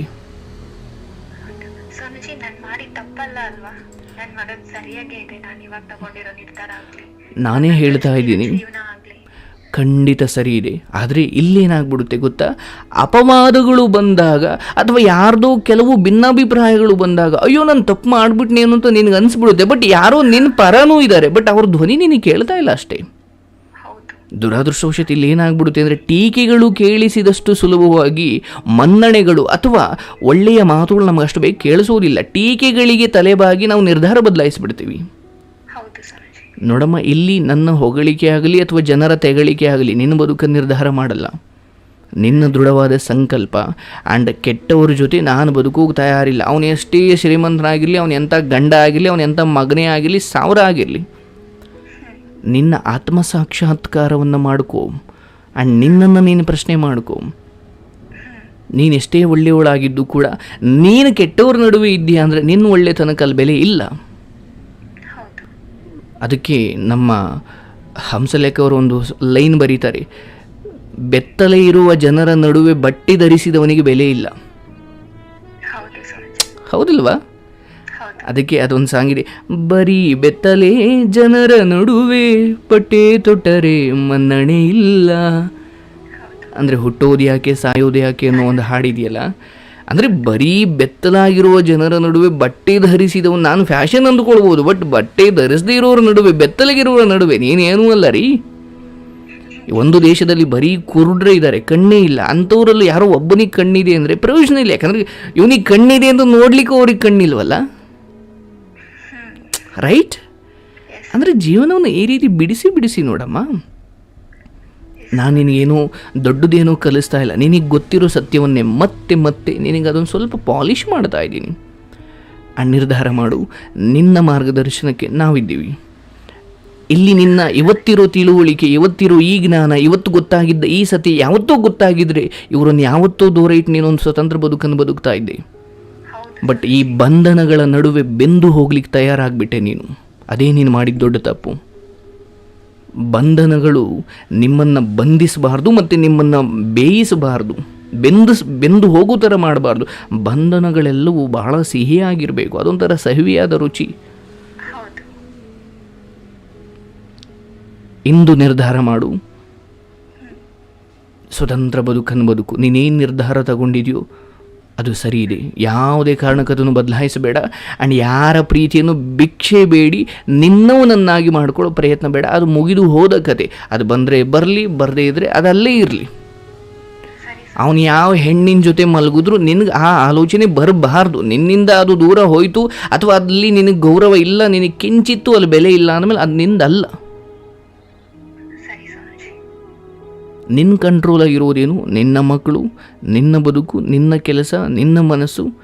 ನಿನ್ನ ಕಂಟ್ರೋಲಾಗಿ ಇಲ್ಲದೆ ಇರುವುದನ್ನು ಕಂಟ್ರೋಲ್ ಮಾಡಲಿಕ್ಕೆ ಹೋಗಬೇಡ, ಅದು ಸುಮ್ಮನೆ ವ್ಯರ್ಥ. ನಿನ್ನ ಮನೆಯಲ್ಲಿರೋ ಟಿ ವಿಯನ್ನು ಚಾನಲ್ ಬದಲಾಯಿಸೋದಕ್ಕೆ ನಿನಗೆ ಖಂಡಿತ ಶಕ್ತಿ ಇದೆ, ಬಟ್ ಪಕ್ಕದ ಮನೆಯನ್ನು ಬದಲಾಯಿಸಬೇಕು ಅಂದ್ಕೊಂಡ್ರೆ ಅದು ನಿನ್ನ ಕಂಟ್ರೋಲಾಗಿಲ್ಲ. ಸರಿ ಸೋನಜಿ, ಈ ಮಾತಿಗೆ ಒಂದು ನನ್ಗೆ ಕೇಳ್ಬೇಕನ್ನಿಸ್ತು ಸೋನಜಿ. ಅವನ ಜೊತೆ ಇವಾಗ ಹುಡುಗಿ ಇದ್ದಾಳಲ್ಲ, ಅವಳಿಗೊಂದು 22-23 ವರ್ಷ ಸೋನಜಿ. ಅವಳು ಒಂದು ಹೆಣ್ಣು, ನಾನು ಒಂದು ಹೆಣ್ಣು. ಅವಳಿಗೆ ಕೇಳ್ಕೊಂಡಿದ್ದೀನಿ ಸೋನಜಿ, ನನಗೆ 12 ವರ್ಷದ ಮಗಳಿದ್ದಾಳೆ, ಅವಳಷ್ಟೇ ಹೈಟ್ ಇದ್ದಾಳೆ, ಇನ್ನಷ್ಟೇ ಇದ್ದಾಳೆ ನನ್ನ ಮಗಳು. ಎಂತ ಅಂದ್ರೆ ಅವಳೇ ಅಂತ ನನಗೆ ಗೊತ್ತಿರ್ಲಿಲ್ಲ, ಬಟ್ ನಾನೇ ಅಂತ ಅವಳಿಗೆ ಗೊತ್ತಿತ್ತು. ನನ್ನ ಸೂಸೈಡ್ ಅಟೆಂಪ್ಟ್ ಆದಾಗ ಅವಳಿಗೆ ಆ ಹಾಸ್ಪಿಟ್ಲಲ್ಲೇ ವರ್ಕ್ ಹಾಕಿದ್ರು, ಅದೇ ಕಾಲೇಜ್ ಹುಡುಗಿ. ಅವಳು ಅಲ್ಲಿ ಬಂದ್ಬಿಟ್ಟು ನನ್ನ ಮಾತಾಡ್ಸಿದ್ಲು. ನನ್ಗೆ ಅವಳು ಮಾತಾಡಿಸಿ ಹೋದ್ಮೇಲೆ ಅವಳೇ ವರ್ಷ ಅಂತ ಗೊತ್ತಾಗಿತ್ತು. ನಾನು ಅವಳಿಗೆ ಎಷ್ಟು ಮಕ್ಕಳಿದ್ದಾಳೆ, ಇಂಥ ಪರಿಸ್ಥಿತಿಲಿ ಇಂಥ ದ್ರೋಹ ಮಾಡ್ತಿದ್ದ ನನ್ನ ಗಂಡ, ನಾನೇ ಸತ್ತೋಗ್ಬಿಡ್ತೀನಿ, ಅವ್ರಾದ್ರೂ ಚೆನ್ನಾಗಿರ್ಲಿ ಅಂತ ಅವಳ ಮುಂದೆ ಬೇಡ್ಕೊಂಡು ಅತ್ತೆ ಸೋನಜಿ. ಅವಳಿಗಷ್ಟೆಲ್ಲ ಗೊತ್ತಿದ್ರು, 2 ಮಕ್ಳಿದಾರೆ ಅಂತ ಗೊತ್ತಿದ್ರು. ಇಂಥ ಒಂದು ಸಾಹಸ ಮಾಡ್ಕೊಂಡು ಇವನ್ ಜೊತೆ ಇವಾಗ ತಿಳ್ತಿದ್ದಾಳಲ್ಲ ಸೋನಜಿ, ಅವಳು ಎಂತ ಹೆಣ್ಣು ಅಂತ. ನಿನ್ನ ಮನೆಯಲ್ಲಿ ನೀನು ಇಷ್ಟಪಟ್ಟು ಒಂದು ಬೆಕ್ಕನ್ನು ಸಾಕ್ಬೋದು, ನಾಯಿಯನ್ನು ಸಾಕ್ಬೋದು. ನೀನು ಸಾಕದೇ ಹೋದರೂ ನಿಮ್ಮ ಮನೆಯಲ್ಲಿ ಇಲಿಗಳು ವಾಸ ಮಾಡೋದು ನಿನ್ನೇನು ಕೇಳ್ಬಿಟ್ಟು ಮಾಡಂಗಿಲ್ಲ, ಅವು ಮಾಡ್ತವೆ. ಹೌದಲ್ಲ? ಅರ್ಥ ಆಯ್ತಾ? ನಿನ್ನ ಒಪ್ಪಿಗೆ ತಗೊಂಡು ಇರ್ತವೆ ಅಂತ ನೀನು ಅಂದ್ಕೊಂಡ್ರೆ ಅದು ನಿನ್ನ ಭ್ರಮೆ. ಇಲಿಗಳನ್ನು ಸಾಯಿಸ್ಬೇಕಾ, ಅದನ್ನು ನಾಶ ಮಾಡಬೇಕಾ, ಆಮೇಲೆ ಅದು ಬೇರೆ ಯೋಚನೆ. ಆದರೆ ನಾನು ಇಷ್ಟಪಟ್ಟು ನಾಯಿ ಬೆಕ್ಕನ್ನು ಸಾಕ್ತೀನಿ ಅನ್ನೋದಾದರೆ ಇಲಿಯನ್ನು ನಾನು ಸಾಕೋಕೆ ಇಷ್ಟ ಇಲ್ಲ, ಬಟ್ ಆದರೂ ಇದ್ದಾವೆ. ಅದು ಈ ಸೃಷ್ಟಿಯ ವೈಪರೀತ್ಯ, ಅಂದರೆ ಜೀವ ವೈವಿಧ್ಯತೆ. ಅವ್ರ ಮನೆಯಲ್ಲಿ ಸಿಕ್ಕಿರೋ ಸಂಸ್ಕಾರವೋ ಅಥವಾ ಈಕೆಯ ಕೆಟ್ಟ ಕಾಮನೆಗಳೋ ಅಥವಾ ಈಕೆಗೆ ಒಂದು ಹಂತಕ್ಕೆ ಬದುಕಲ್ಲಿ ಎಲ್ಲವೂ ಸರಿ ಇರಬೇಕಾದ್ರೆ ನಾನು ಮಾಡ್ತಿರೋ ಸರಿ ಅಥವಾ ನನ್ನ ಇಂದ್ರಿಯ ಸುಖವೇ ನನಗೆ ದೊಡ್ಡದು ಅಂತ ಆಕೆಗೆ ಅನಿಸಿರ್ಬೋದು. ಇರಲಿ, ನಾನು ಹೇಳೋದು ನಿಮ್ಮನೆ ವಸ್ತು ಚೆನ್ನಾಗಿಲ್ಲ ಅನ್ನೋದು ನೀನು ಒಪ್ಕೊಳ್ಬೇಕು ಮೊದಲು. ನಾನು ಇನ್ನೊಬ್ಬರನ್ನು ಸರಿ ಮಾಡೋದು ನನ್ನ ಮಾತುಕತೆ ಅಲ್ಲ, ಅಥವಾ ನಿಮ್ಮ ವಿಚಾರನೂ ಅದಲ್ಲ. ಹೌದು, ನಾನು ಅಂಥ ಹೆಣ್ಮಕ್ಳು ಇದ್ದಾರೆ, ಅಂಥವ್ರ ಬಗ್ಗೆ ಎಚ್ಚರವಾಗಿರಿ. ಆ್ಯಂಡ್ ಅಂಥವರು ನಿಮ್ಗೆ ಆಸೆ ತೋರಿಸಿ ಕೆಲವು ವಿಚಾರಗಳು ಪೂರೈಕೆ ಆದಮೇಲೆ ನಿಮ್ಮನ್ನು ಬಿಟ್ಟು ಹೋಗ್ತಾರೆ ಅಥವಾ ಬದುಕು ಬೀದಿಗೆ ಬರೋಗ್ ಥರ ಮಾಡ್ತಾರೆ. ಯಾಕಂದರೆ ಅಂಥ ಹೆಣ್ಮಕ್ಳು ಏನು ಮಾಡಲಿಕ್ಕೂ ತಯಾರಿರ್ತಾರೆ, ದುಡ್ಡಿಗೋಸ್ಕರ ಅಥವಾ ಇನ್ನೇನಕ್ಕೋ. ಯಾಕಂದರೆ ಏನೋ ಕೆಟ್ಟದ್ದು ಮಾಡಿ ವಿಡಿಯೋ ರೆಕಾರ್ಡ್ ಮಾಡಿ ಬ್ಲ್ಯಾಕ್ ಮೇಲ್ ಮಾಡಿ, ನಾನು ಹೇಳಿವಾ ನಿನ್ನ ಗಂಡ ಒಂದು ಹಂತಕ್ಕೆ ದೊಡ್ಡ ನರಕಕ್ಕೆ ಸಿಗಾಕೊಳ್ತಾನೆ, ಅವತ್ತು ನೀನು ಯಾವುದೇ ಹಂತಕ್ಕೂ ಅವನು ಸಪೋರ್ಟ್ ಮಾಡಬಾರ್ದು. ಆ್ಯಂಡ್ ಅವನಿಂದ ಒಂದು ಇಡೀ ಸಂಸಾರ ನಾಶ ಆಗಿದೆ. ಆ್ಯಂಡ್ ನಿನ್ನ ಮಕ್ಕಳಿಗೆ ಆ್ಯಂಡ್ ತಂದೆಯಾಗಿರೋ ಕಾರಣಕ್ಕೆ ಮತ್ತು ಆತ ನಿಮಗೆ ಸಂಬಂಧಪಟ್ಟವನು ಅನ್ನೋ ಕಾರಣಕ್ಕೆ ಅವನ ಜೊತೆ ಇದ್ದವರೆಲ್ಲರೂ ಅದನ್ನು ಅನುಭವಿಸಲೇಬೇಕು, ಅನುಭವಿಸ್ತಾರೆ ಕೂಡ. ಯಾಕಂದರೆ 3 ಆತ್ಮಗಳು 3 ಜೀವಗಳು ಏನೋ ಬರೆದಿಟ್ಟು ಸಾಯ್ಬೇಕಾದ್ರೆ ಏನು ಕಷ್ಟ ಅನುಭವಿಸಿರೋಣ ಅವರು. ಆ್ಯಂಡ್ ನಾನು ಹಾರೈಸ್ತೀನಿ ಅದು ಯಾವುದು ನಿಮಗೆ ತಟ್ಟದೇ ಇರಲಿ. ಆ್ಯಂಡ್ ಈಗ ನೀವು ಆಚೆ ಬಂದಿರೋದು ಆ ದೃಷ್ಟಿಯಲ್ಲಿ ನೋಡಿದ್ರು ಕೂಡ ಅದು ಬಹಳ ಒಳ್ಳೆಯದು. ದುಃಖ ಪಡಬೇಡ, ನಿರ್ಧಾರ ಮಾಡು. ನಿನ್ನ ಜೀವನ ನೀನು ನಿನ್ನ ಮನಸ್ಸನ್ನು ಕಂಟ್ರೋಲಾಗಿ ಇಟ್ಕೊಂಡು ಇದೆಲ್ಲದರಿಂದ ಮುಕ್ತಳಾಗಿ ಕಾಯಕವೇ ಕೈಲಾಸ, ಅದಿರೋದ್ರಿಂದಲೇ ನಾನು ಬದುಕಿದ್ದೀನಿ. ಆ್ಯಂಡ್ ಅದಿರೋದ್ರಿಂದಲೇ 3 ಹೊತ್ತು ಊಟ ಇದೆ. ಆ್ಯಂಡ್ ಅದಿರೋದ್ರಿಂದಲೇ ಅಲ್ಪ ಸ್ವಲ್ಪ ಜನ ಗೌರವ ಕೊಡ್ತಾ ಇದ್ದಾರೆ. ಕಾಲಕ್ರಮೇಣ ಹೀಗೆ ಇರಬೇಡ, ನಿನ್ನ ಬದುಕು ಬದಲಾಗುತ್ತೆ, ಎಲ್ಲವನ್ನು ಮರೀತೀಯ. ಆ್ಯಂಡ್ ಮಕ್ಕಳನ್ನೇ ಸರ್ವಸ್ವ ಅಂದ್ಕೋ, ಬದುಕಲ್ಲಿ ಮುಂದೆ ಹೋಗ್ತಾ ಇರು. ಆ್ಯಂಡ್ ಎಲ್ಲವೂ ಬಿಟ್ಟು ಹೋದ ಮೇಲೂ ಕೂಡ ನಾನು ಬದುಕು ತೋರಿಸ್ತೀನಿ ಅನ್ನೋ ಛಲ ಇಟ್ಕೋ. ಯಾರು ದೇವರಲ್ಲಿ ಕೇವಲ ಇದು ಬೇಕು ಅದು ಬೇಕು ಅಂತ ಅಷ್ಟೇ ಕೇಳ್ತಾರೋ ಅವನಿಗೆ ಅದನ್ನು ಮಾತ್ರ ಕೊಡ್ತಾನಂತೆ. ಆದರೆ ಏನಾದರೂ ಕೊಡು, ನಾನು ತಯಾರಿದ್ದೀನಿ ಅಂದಾಗ ಅವನಿಗೆ ಎಲ್ಲದೂ ಒಳ್ಳೆಯದನ್ನೇ ಕೊಡ್ತಾನಂತೆ. ನಿಮ್ಮ ದೃಷ್ಟಿಯಲ್ಲಿ ಕಷ್ಟ ನಿಮಗೆ ಕೆಟ್ಟದಿರ್ಬೋದು, ಆದರೆ ನಿಮ್ಮನ್ನು ಉದ್ಧರಿಸುವ ದೃಷ್ಟಿಯಲ್ಲಿ ನಿಮ್ಮ ಪರೀಕ್ಷೆ ಅನಿವಾರ್ಯ. ಇದಕ್ಕಿದ್ದ ಹಾಗೆ ಯಾರಿಗೂ ಡಿಸ್ಟಿಂಕ್ಷನ್ ಕೊಡಲ್ಲ. ಒಂದು ಪರೀಕ್ಷೆ ಆದಮೇಲೆ ತಾನೇ ಅವರನ್ನು ಡಿಸ್ಟಿಂಕ್ಷನ್ನು ಅಥವಾ ಫೇಲು ಅಂತ ಹೇಳೋದು. ಅಂದರೆ ಪರೀಕ್ಷೆಗೆ ಒಡ್ಡಿಕೊಳ್ಳದ ಚಿನ್ನವೂ ಕೂಡ ಆಭರಣವಾಗುವುದಿಲ್ಲ, ಪರೀಕ್ಷೆಗೆ ಒಡ್ಡಿಕೊಳ್ಳದ ಬಿದಿರು ಕೂಡ ಕೊಳಲಾಗುವುದಿಲ್ಲ, ಪರೀಕ್ಷೆಗೆ ಒಡ್ಡಿಕೊಳ್ಳದ ಬಂಡೆಕಲ್ಲು ಕೂಡ ವಿಗ್ರಹ ಆಗುವುದಿಲ್ಲ. ನಾನು ಕೆತ್ತನೆಗೆ ತಯಾರಿಲ್ಲ ಅನ್ನೋದಾದರೆ ಬಿದ್ದಿರ್ತೀಯ ಅಷ್ಟೇ, ಬಂಡೆಕಲ್ಲಾಗಿ. ಸ್ವಲ್ಪ ಪೂಜೆ ಮಾಡಬೇಕಂದ್ರೆ ನಿನಗೊಂದು ಶೇಪ್ ಅಥವಾ ಆ ಉಳಿಯೇಟು ಬೀಳಲೇಬೇಕು. ಇದು ಬದುಕಿನ ನಿಯಮ. ನಾನು ಮದುವೆನೇ ಆಗಲ್ಲ, ನಾನು ಮಕ್ಕಳಿರಲ್ಲ, ತುಂಬ ನೋವದು ಅಂದ್ಕೊಂಡಿದ್ದರೆ ಕಷ್ಟನೇ ಇಲ್ಲ. ಅಂಥದ್ದು ಹೇಳೋಕ್ಕೂ ನಾನು ತಯಾರಾಗಬೇಕಂದ್ರೆ ಅದಕ್ಕೂ ನೀನು ತಯಾರಾಗಿರ್ಬೇಕು ಕಷ್ಟದಕ್ಕೆ. ಬಟ್ ನೀನೆಲ್ಲವನ್ನು ಮೀರಿ ಬಂದಿದೆಯಾ, ಒಳ್ಳೆಯದಾಗಲಿ. ಆ್ಯಂಡ್ ನನಗೆ ಬಹಳ ನಂಬಿಕೆ ಇದೆ ನಿನ್ನ ಕೆಲಸವನ್ನೇ ನೀನು ಪ್ರೀತಿ ಮಾಡ್ತೀಯ. ಮತ್ತು ನನ್ನ ಈ ಕ್ಷಣದಿಂದಲಾದರೂ ನೀನು ಅದೆಲ್ಲವನ್ನು ಮರೆತಂತೆ ನಟಿಸಬೇಕು. ಯಾವುದನ್ನು ಮರೆಯೋಕ್ಕಾಗಲ್ಲ, ನಾನು ಈಗಲೇ ಹೇಳ್ತೀನಿ, ಯಾವುದನ್ನು ಮರೆಯೋಕ್ಕಾಗಲ್ಲ. ಆದರೆ ಅದೆಲ್ಲವೂ ನೆನಪು ಬಂದಾಗ ಮೊದಲು ನೀನು ನಿರ್ಧಾರ ಮಾಡಬೇಕು.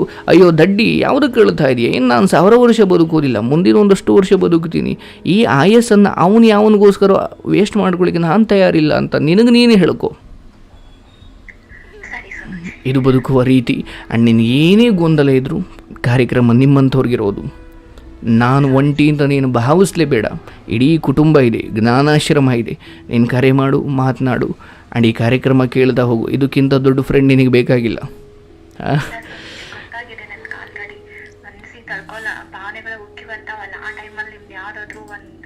ಮೋಟಿವೇಶನ್ ಸ್ಪೀಚ್ ಹಾಕೊಂಡ್ಬಿಟ್ರೆ ಸಮಾಧಾನವಾಗಿರುತ್ತೆ, ಒಂಥರ ಹಿತವಾಗಿರುತ್ತೆ. ಮರ್ತೇ ಬಿಡ್ತೀನಿ ಅದನ್ನ. ಜೊತೆ ಮಾತಾಡ್ಬೇಕು, ಇವ್ರ ಜೊತೆ ಮಾತಾಡ್ಬೇಕು ಅಂತ ಮೈಂಡಲ್ಲಿ ಬರೋದೇ ಇಲ್ಲ ಸರ್.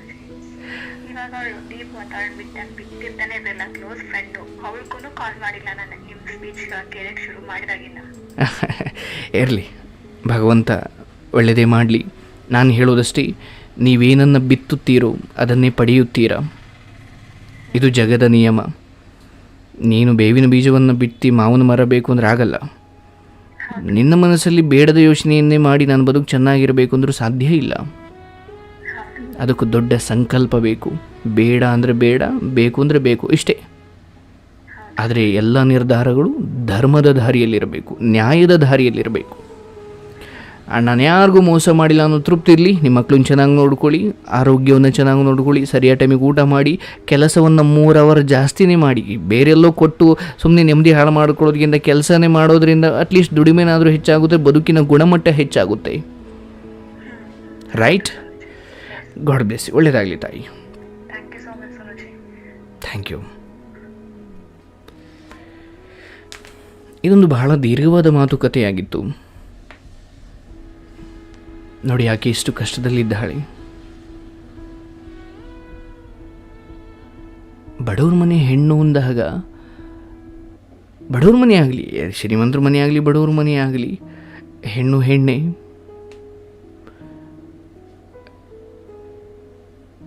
ನಾನು ಇನ್ನೊಬ್ಳನ್ನ ತಂದು ಮದುವೆ ಆಗ್ತೀನಿ ಅಥವಾ ಇನ್ನೊಬ್ಳನ್ನ ತಂದು ಮಲಗಿಸ್ಕೊಳ್ತೀನಿ ಅನ್ನೋ ಹಂತಕ್ಕೆ ಹೋಗೋ ಈ ನೇಚರಿಂದ ಇವರ ವಿರುದ್ಧ ಈ ಸಮಾಜ ಒಕ್ಕೊರಲಿನಿಂದ ಹೋರಾಡಬೇಕಿದೆ. ಆ್ಯಂಡ್ ಇವತ್ತೇನಾಗ್ಬಿಟ್ಟಿದೆ, ಈ ಹಿಂದೆನೂ ನೀವು ನೋಡಿದ್ರಿ, ಮೊನ್ನೆ ಯಾರೋ ಕರೆ ಮಾಡಿ ಸರ್ ಪೊಲೀಸ್ ಸ್ಟೇಷನ್ಗೆ ಹೋಗಿ ಇದ್ರ ಬಗ್ಗೆ ಹೇಳೋಣ ಅಂದರೆ ಅವರೂ ಕೂಡ ನನ್ನ ಗಂಡನ ಪರಾನೇ ಅಥವಾ ಕೆಟ್ಟವ್ರ ಪರಾನೇ. ಹಣ ಕೊಟ್ಟರೆ ನ್ಯಾಯವನ್ನು ಅಲ್ಲೇ ಹರಾಜು ಹಾಕ್ಬಿಡ್ತಾರೆ ಬೇಕಾರೆ. ಇಷ್ಟಕ್ಕೆ ನ್ಯಾಯ 100 ರೂಪಾಯಿಗೆ ಒಂದು ಸಾರಿ ಅಂದರೆ ನ್ಯಾಯವನ್ನೇ ಹರಾಜಿಗೆ ಹಾಕೋ ಅಧಿಕಾರಿಗಳು ಇಲ್ಲಿವರೆಗೂ ಇರ್ತಾರೋ, ನ್ಯಾಯ ಕೊಡಬೇಕಾದವರು ನ್ಯಾಯವನ್ನು ಹಣಕ್ಕೋಸ್ಕರ ಮಾರ್ಕೊಳ್ತಾರೋ, ಅದು ಕೆಟ್ಟವ್ರ ಪರಾನೇ ಅಥವಾ ಕೆಟ್ಟವ್ರಿಗೆ ಅದು ನ್ಯಾಯ ಸಿಗೋದು. ನಾನು ಹೇಳೋದಮ್ಮ, ನೀವೆಲ್ಲಿವರೆಗೂ ನನ್ನದು, ನಾನು ಅಥವಾ ನನ್ನವರು, ನನ್ನ ಮಕ್ಕಳು, ನನ್ನ ಗಂಡ ಈ ಭಾವನೆಗಳಿರಲಿ, ಆದರೆ ಅಲ್ಲಿ ಧರ್ಮ ಅಧರ್ಮಗಳ ಯೋಚನೆ ಬರಬೇಕು. ಗಂಡ ಸರಿ, ಬಟ್ ಅವನ ಗುಣ ಎಂಥದ್ದು? ನಾಯಿ ಸಾಕಬೇಕು ಅಂತ ಹುಚ್ಚ ನಾಯಿ ತಂದು ಸಾಕೋಕ್ಕಾಗಲ್ಲ, ಹೌದಲ್ವಾ? ಯಾವುದ್ರ ಜೊತೆ ಹೇಗಿರಬೇಕು ಅನ್ನೋದು ಬಹಳ ಮುಖ್ಯ. ಎಲ್ಲ ಸಮಯದಲ್ಲಿ ನನ್ನ ಗಂಡ ಈ ಭಾವನೆಯನ್ನು ಇಟ್ಕೊಂಡು ಹೋದರೆ ನೀವು ನಿಮ್ಮ ಸ್ಮಶಾನವನ್ನು ನೀವೇ ತೋಡ್ಕೊಳ್ತೀರ, ನಿಮ್ಮ ಗುಂಡಿಯನ್ನು. ಒಳ್ಳೆಯದಾಗ್ಲಮ್ಮ, ಯೋಚನೆ ಮಾಡಬೇಡ, ನೀನು ಬದುಕು ಖಂಡಿತ ಸರಿ ಹೋಗುತ್ತೆ. ಕಣ್ಣೀರು ಒರೆಸ್ಕೊ. 2 ಕೈ ಕೊಟ್ಟಿದ್ದಾನೆ ಭಗವಂತ, ಯಾರೋ ಬಂದು ಒರೆಸ್ಲಿಂದ ಕಾಯಬೇಡ. ನಿನ್ನ ಕಣ್ಣೀರ ನೀನೇ ಒರೆಸ್ಕೊ. ಎಲ್ಲ ಒಳ್ಳೆಯದಾಗಲಿ, ಶುಭವಾಗಲಿ.